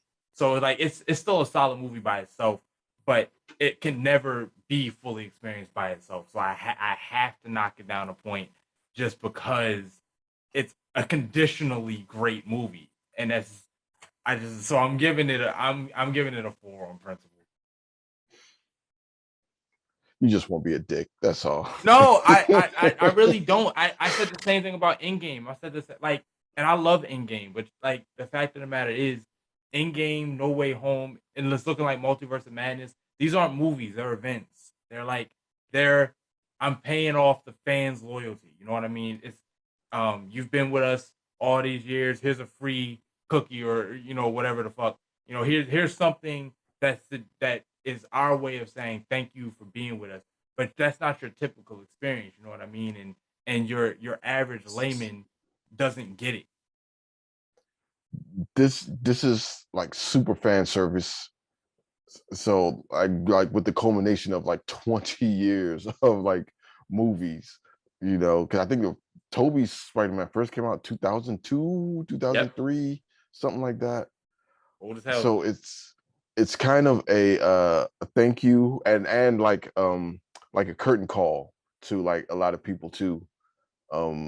So but yeah, being a standalone, like this movie was never designed to be standalone anyway. Like No, coming into this, like you at least like the modern MCU, you would have to see a couple of them. But I don't know if I can.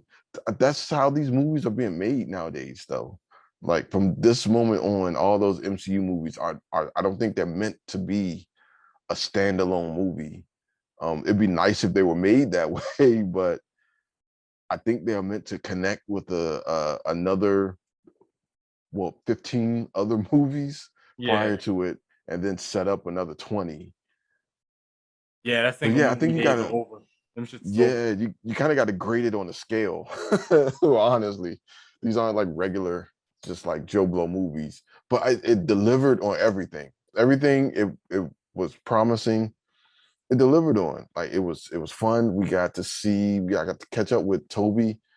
We got to catch up with Andrew and Tom Holland.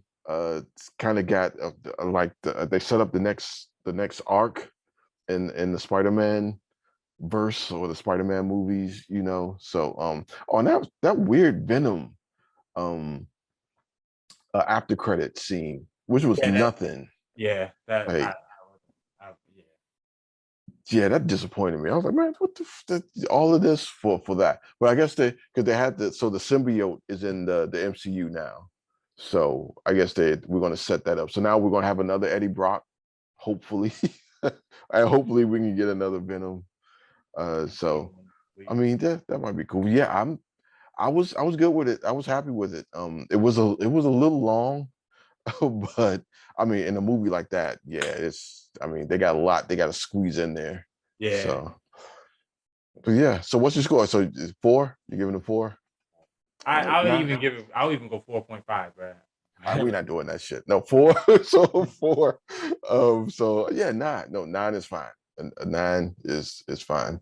I hate when people do like the 0.5, 9.5, 9 3/4 or something. Like, man, let's just say 9. Jeez. 9 or 10. Like, go some balls, make room. So yeah, that is our review of Spider-Man No Way Home. So yeah, let us know what you think about it. Put it down in the comments. You agree, disagree? Is Hood being a dick for no reason? Let us know. So yeah, and don't forget to click like, subscribe, do all that good YouTubey stuff. And we'll see you on the next one. All right, peace. All right, Atlanta on FX. It's showing on cable on FX, but all the seasons are going to stream on Hulu. And this is a show. It's starring Donald Glover, Brian Tyree. I think I'm saying that right. Lakeith Stanfield and Zazie Beetz. And this is my favorite TV show of the past at least 10 years. This show's incredible. It's a critic's darling. Everyone loves it, everyone raves about it, and with good reason.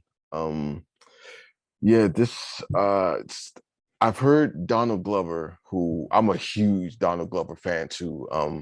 I love his he's a YouTuber too. He's a YouTuber who did good. you Oh, word. know, yeah, he has like these clips on YouTube that I remember watching years ago. And he was funny on them. And then he went into rapping as Childish Gambino. I got like all his albums basically, and I love them joints. And the stand up, he had a stand up that's on Netflix, Yeah. which is actually pretty funny. Disagree, but sure. You didn't think you're like, nah, man, he had me dying. And so yeah, then like, and it's not fair. It's some people it's just not fair that they exist. You know what I'm saying? Like, why he gotta have all the gifts? Man, that shit ain't right. Like, can we get something? Can I get a little something? Just a little something. You know what I'm saying? I don't need to rap, just like some skits, or I can write some shows or something. Like, damn, man, come on, Lord, give me something. Why you give him everything? But yeah, I like so I heard Donald Glover compare this to like a black Twin Peaks. And because it's weird, it's weird enough to kind of fit that, but I like, to me this is kind of like a black ass Seinfeld, um where but it's way realer, and it's way weirder. um there's because it's that the much to do about just everyday, like there's no premise to it really. It's just like, Paperboy's trying to be a rapper, he's trying to get on, and all this other shit happens in between, with Earn and his personal relationship, and his living style. He's just like, just around. He's in the Around, yeah, like he's not yeah, he's like, he's trying to find himself, or trying to get like his shit together, kind of. And Darius, played by Lakeith Stanfield, is the Kramer of the series. He's just like that out there, eccentric kind of character in it. I can't tell if he's weird or stupid, or a bit of both. Like, I know. See, I see it as him being like incredibly intelligent, but just smoked out and just weird as shit. It's just weird as shit, kind of.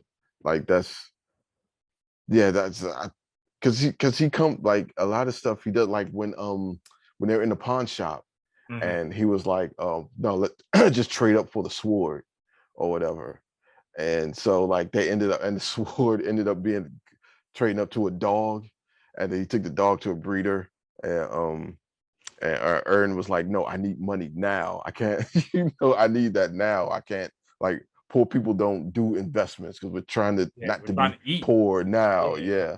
Yeah. And that's kind of the genius of the show. Like, it breaks down real life, and like, it kind of shows, like, greater society, white society, like a good snapshot into just everyday, like, it's not like insanely ghetto or like it's like straight up like ghetto. Like these are like just real average dudes, that just live in the community, kind of. You know what I'm saying?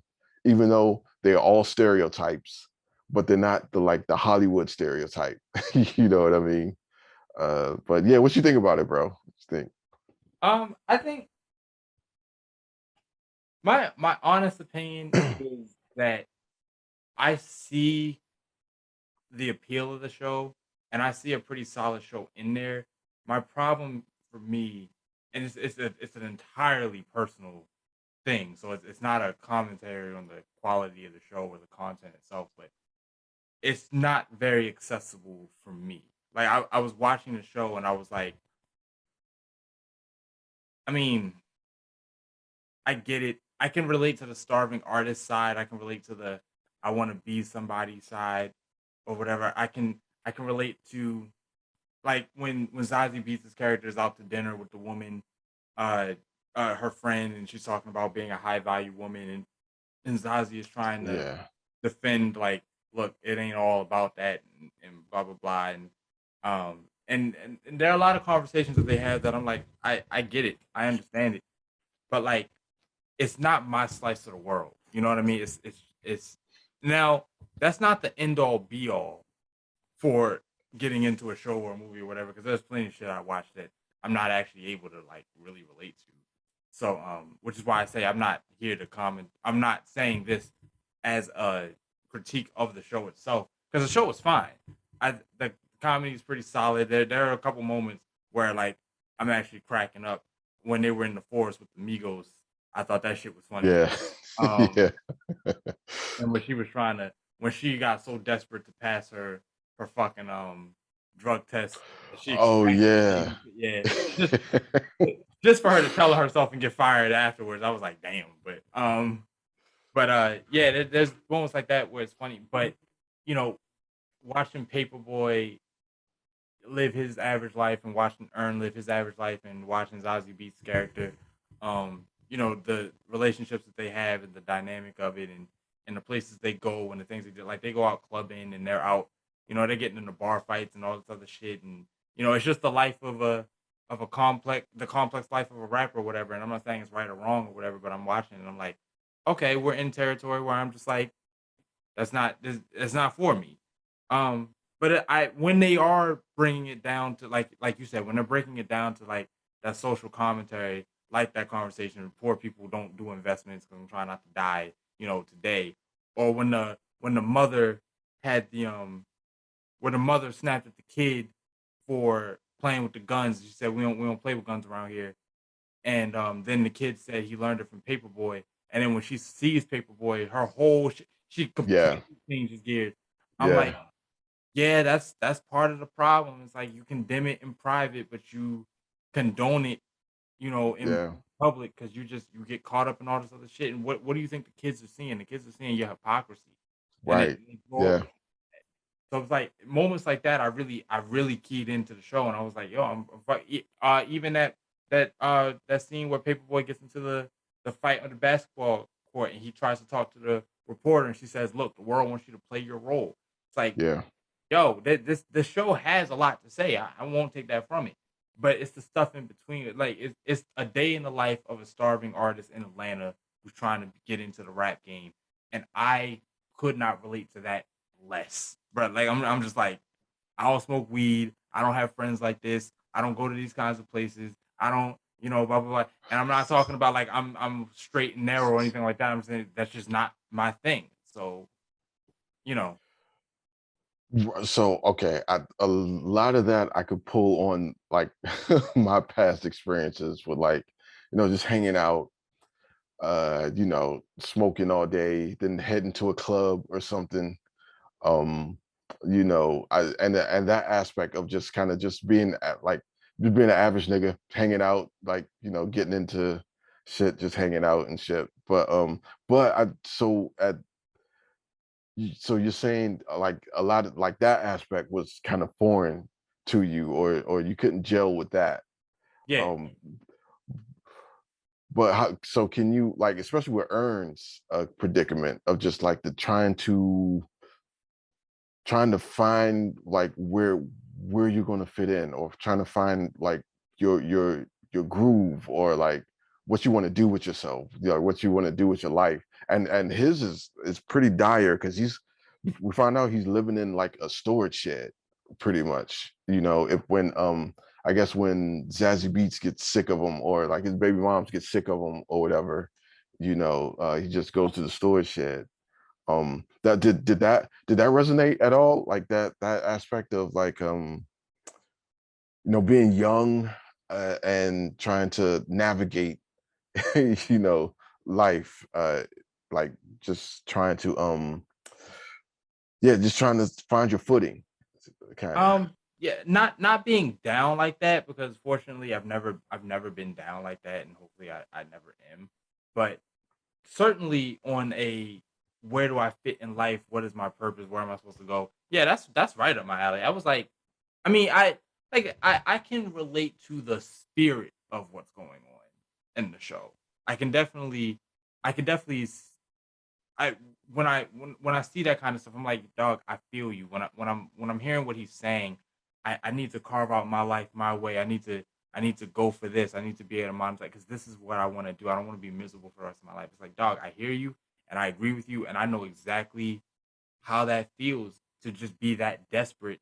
And you know what's funny? When he gets arrested and he's in holding, and he's like surrounded by all these people that are like, he's not aware of this life, or he's not familiar with this life at all. It's just a bunch of weirdos to him.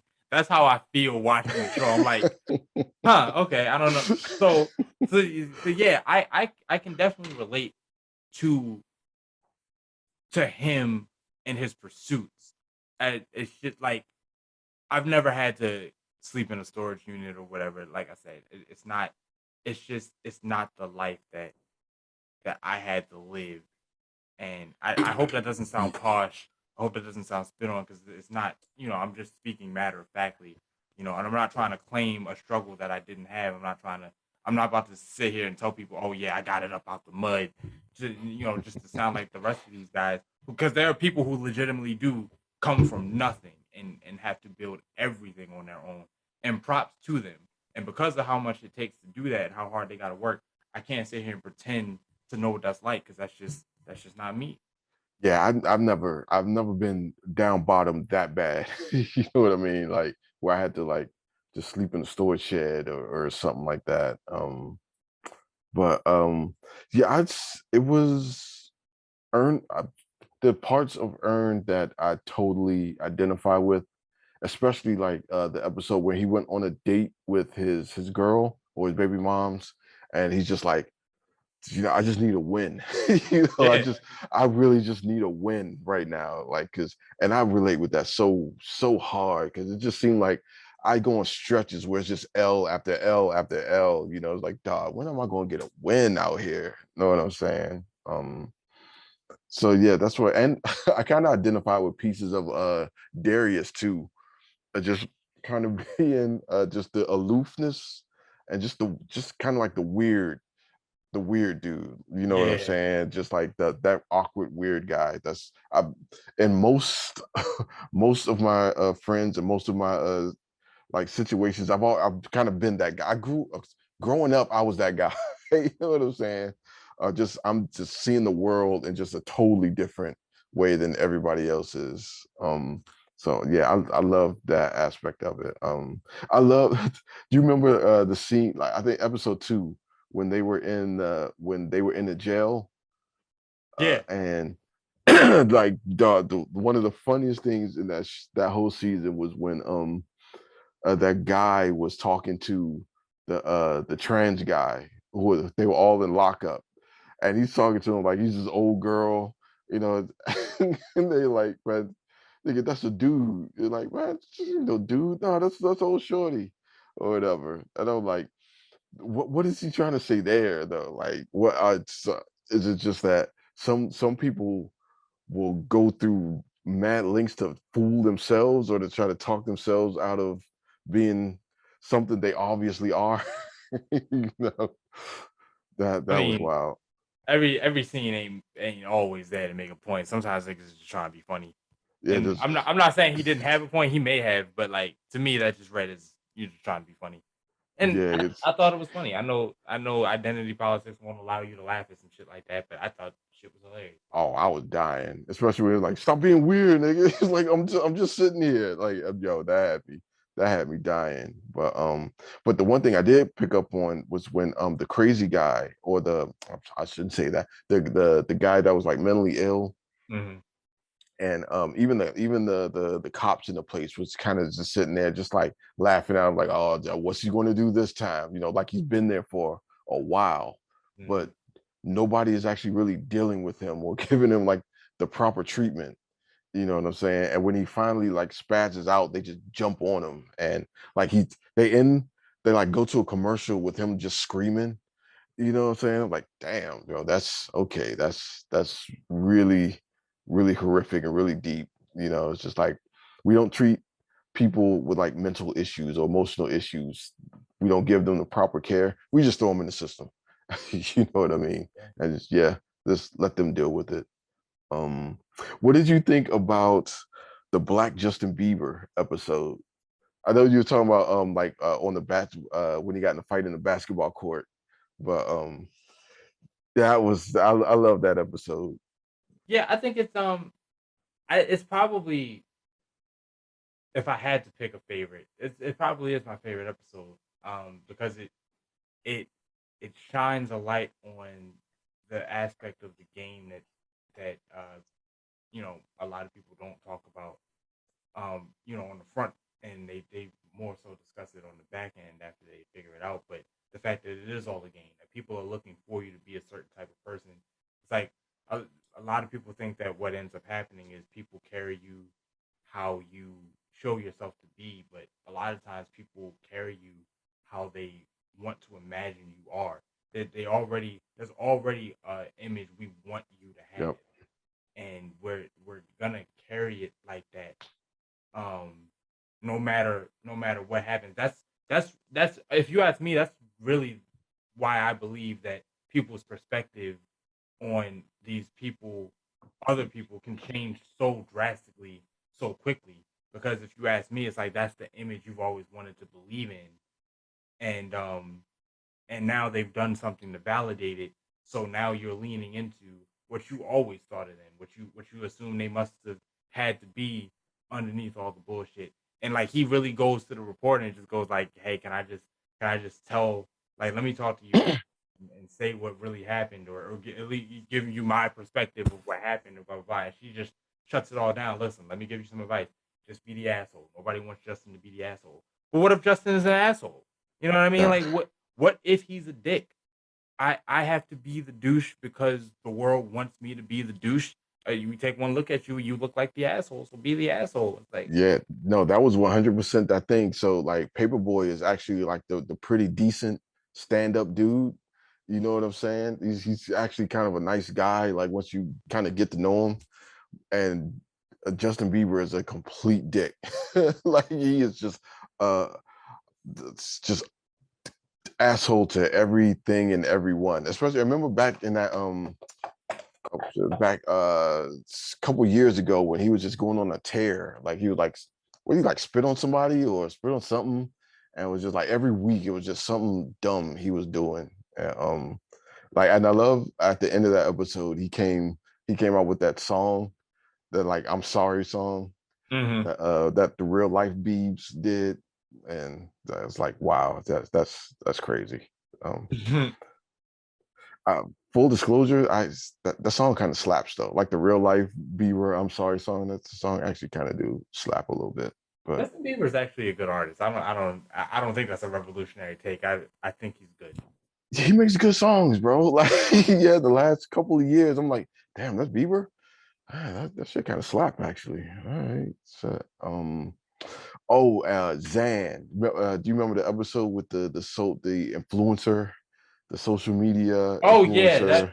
that one that one was probably among one of my least favorite. I mean, I get what they were going for. It's like there are people out here who have the ability to like really tank your stock price because they have influence like that or whatever. Like I didn't like Zan, and I really didn't care for that episode. I was just like, Yeah, no, you're not supposed to. You're not supposed to like that dude.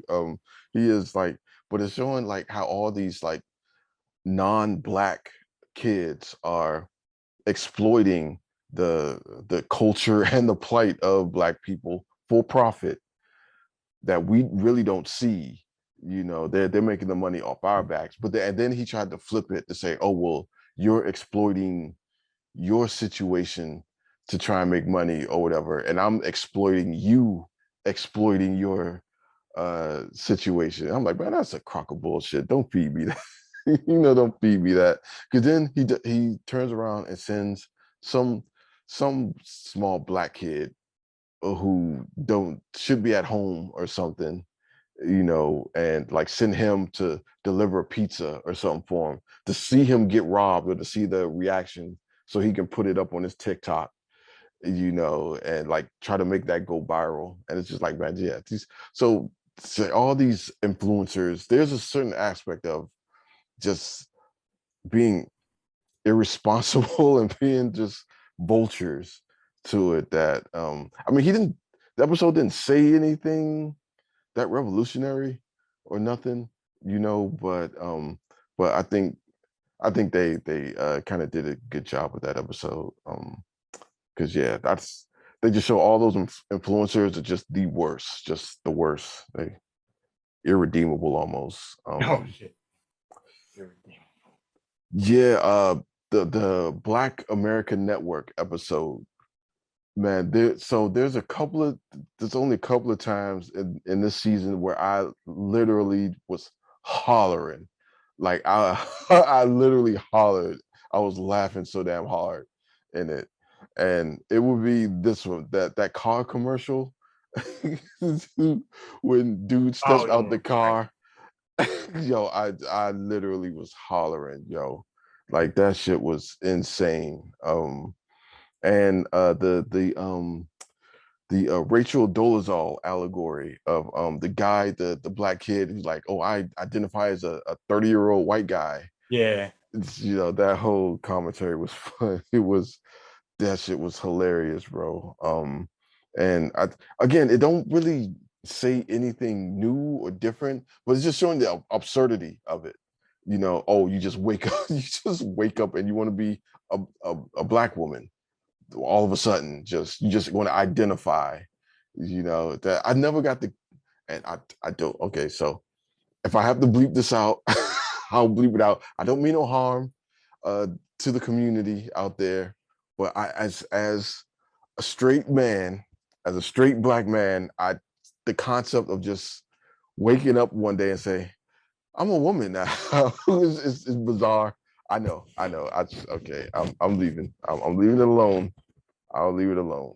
But No, don't it I'm right there connect? with you, bro. I'm right there Okay. with you. Listen, we're honest here.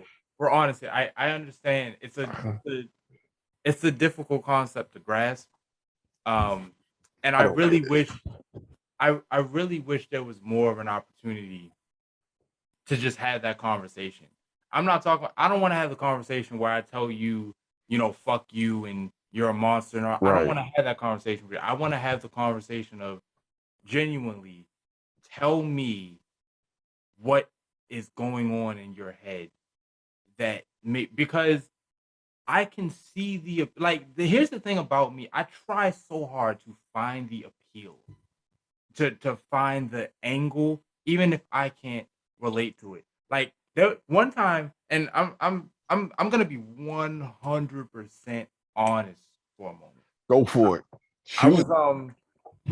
was I used to work for Domino's, and I was slinging pizza, and it was really late, and I was on my last delivery, and I ran up to the person's house because I was trying.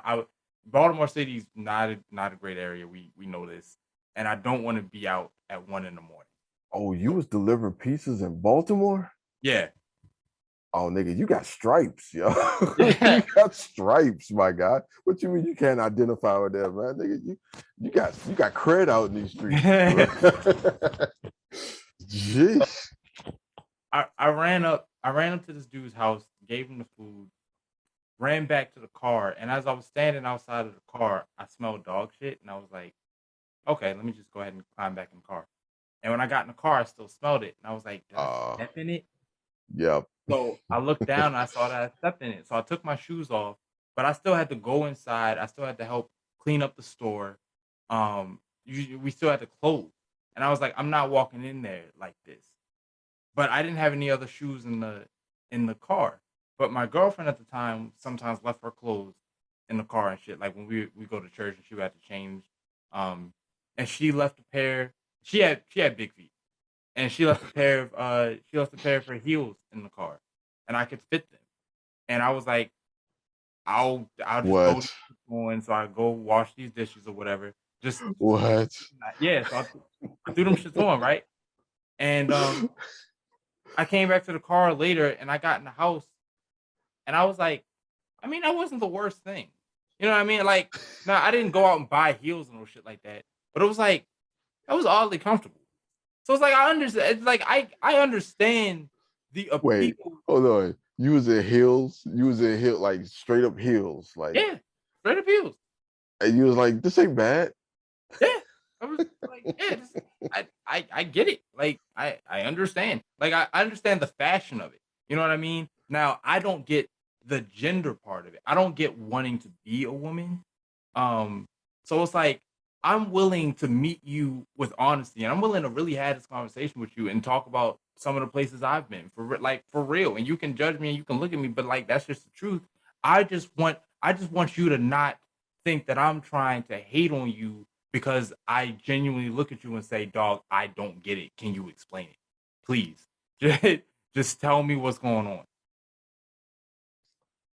I don't know. I'm thinking 2022. You might be hopping the trend, bro. You might be the first one.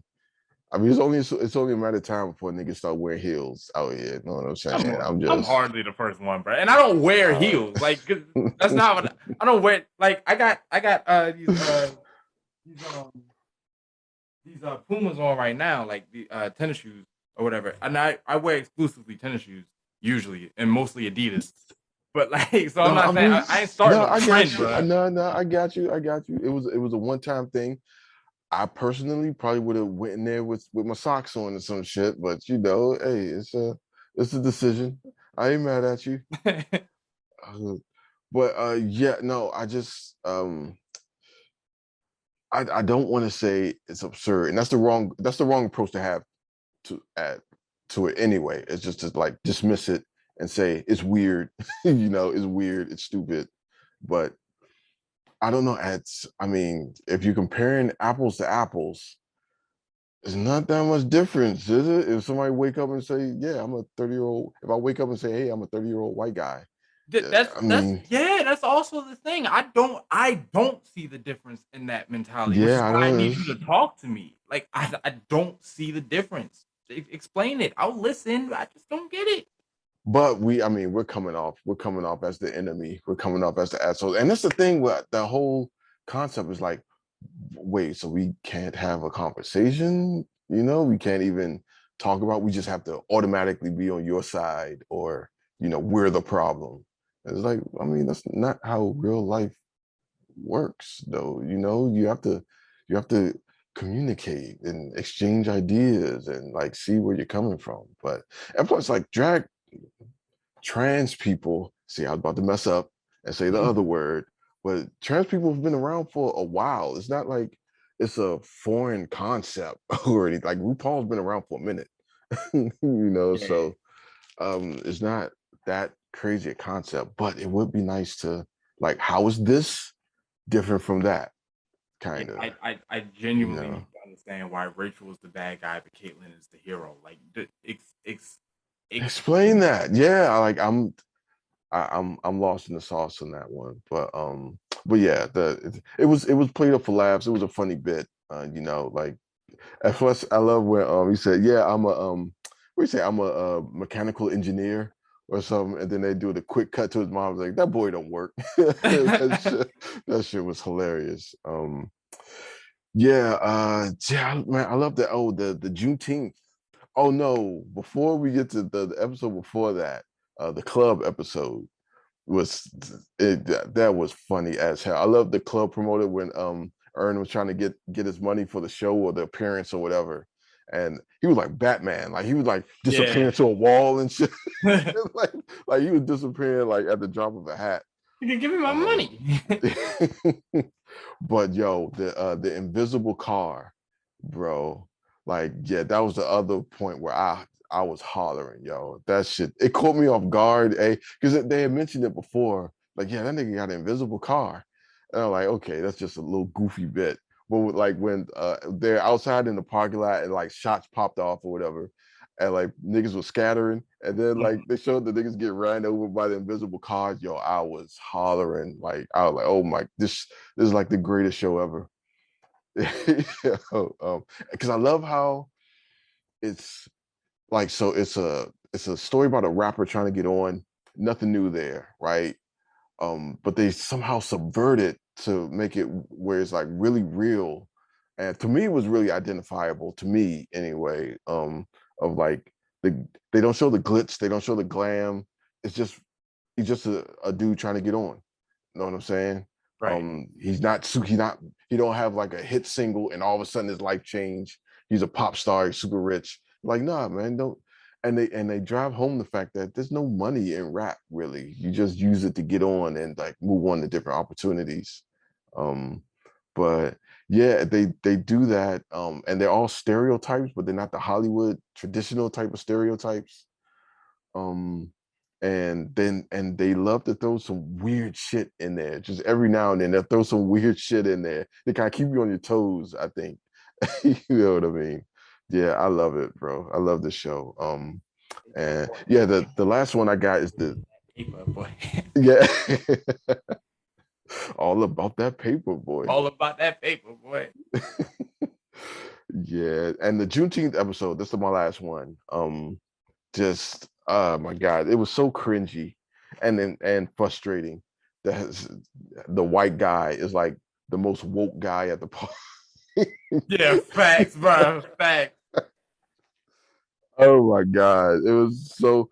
And how do all these black people sit there and just go with it and not say nothing though? That's what was getting me. Like I kind of felt like I'd be the one at the party looking around like, for real, like what's happening right now? Oh shit. But yeah, that was I love the show. This is probably my favorite show on TV right now. I haven't seen none of season 3 because I want to wait for it to end so I can just Mhm. binge the whole thing. Because they're dropping it like I think every Friday they drop an episode like a week. And so yeah, I can't wait to get into season 2 because season 2 gets a lot darker and it gets a lot weirder. You might like season 2 a lot more. Paperboy is like he's getting famous, but he's not blowing up, right? And so there's that, and they that's part of the story too, Mhm. of him like he's known, but he's not blowing up, right? And so yeah, man, I think it's called Robin season 2. I can't wait to get into that, bro. But yeah, for me, I can give it a score. Yeah, this the season 1 Atlanta straight 5 to me, straight fire. Like, yeah, this is probably the best black show. Actually, no, it's one of the best shows on TV. Take the black out of it. It's one of the best shows on TV. It's my favorite at the moment. I'll give it I'm giving it a 3 for personal enjoyment, but I will give it a 4 for quality. So you can use the quality score. Man, what you give? Oh my God, you are so annoying. You was first you gonna say what did you say 4.5 on Spider-Man? Like so a 4, Yeah. a 4 or 3? I like critically I say it gets a 4. So take the 4. 4? I like it enough to give it a 3, but I'm gonna acknowledge the actual like structure of the show and say Donald Glover did his thing, and I'll give it a 4. Oh my God, you are so annoying. Jesus Christ. I'm trying to tell the truth, bro. Like I don't want to score it lower just because I personally didn't like it. I don't think that's fair. If it's of quality, No, go. What does your gut say? What does your gut say? Go off the all cuff. right, fine. I say 3, bro. 3. All right, 3 it is. It's cool. It's cool. So all right, yeah, it's an 8 out of 10. Yeah, So not all bad. right. I mean, 8 is good. I mean, if I take my fanboy goggles off, I would say a 9 probably. But I don't know. Just the show just hits me. Like every episode, like was a gem, and then like it just caught me with something off guard.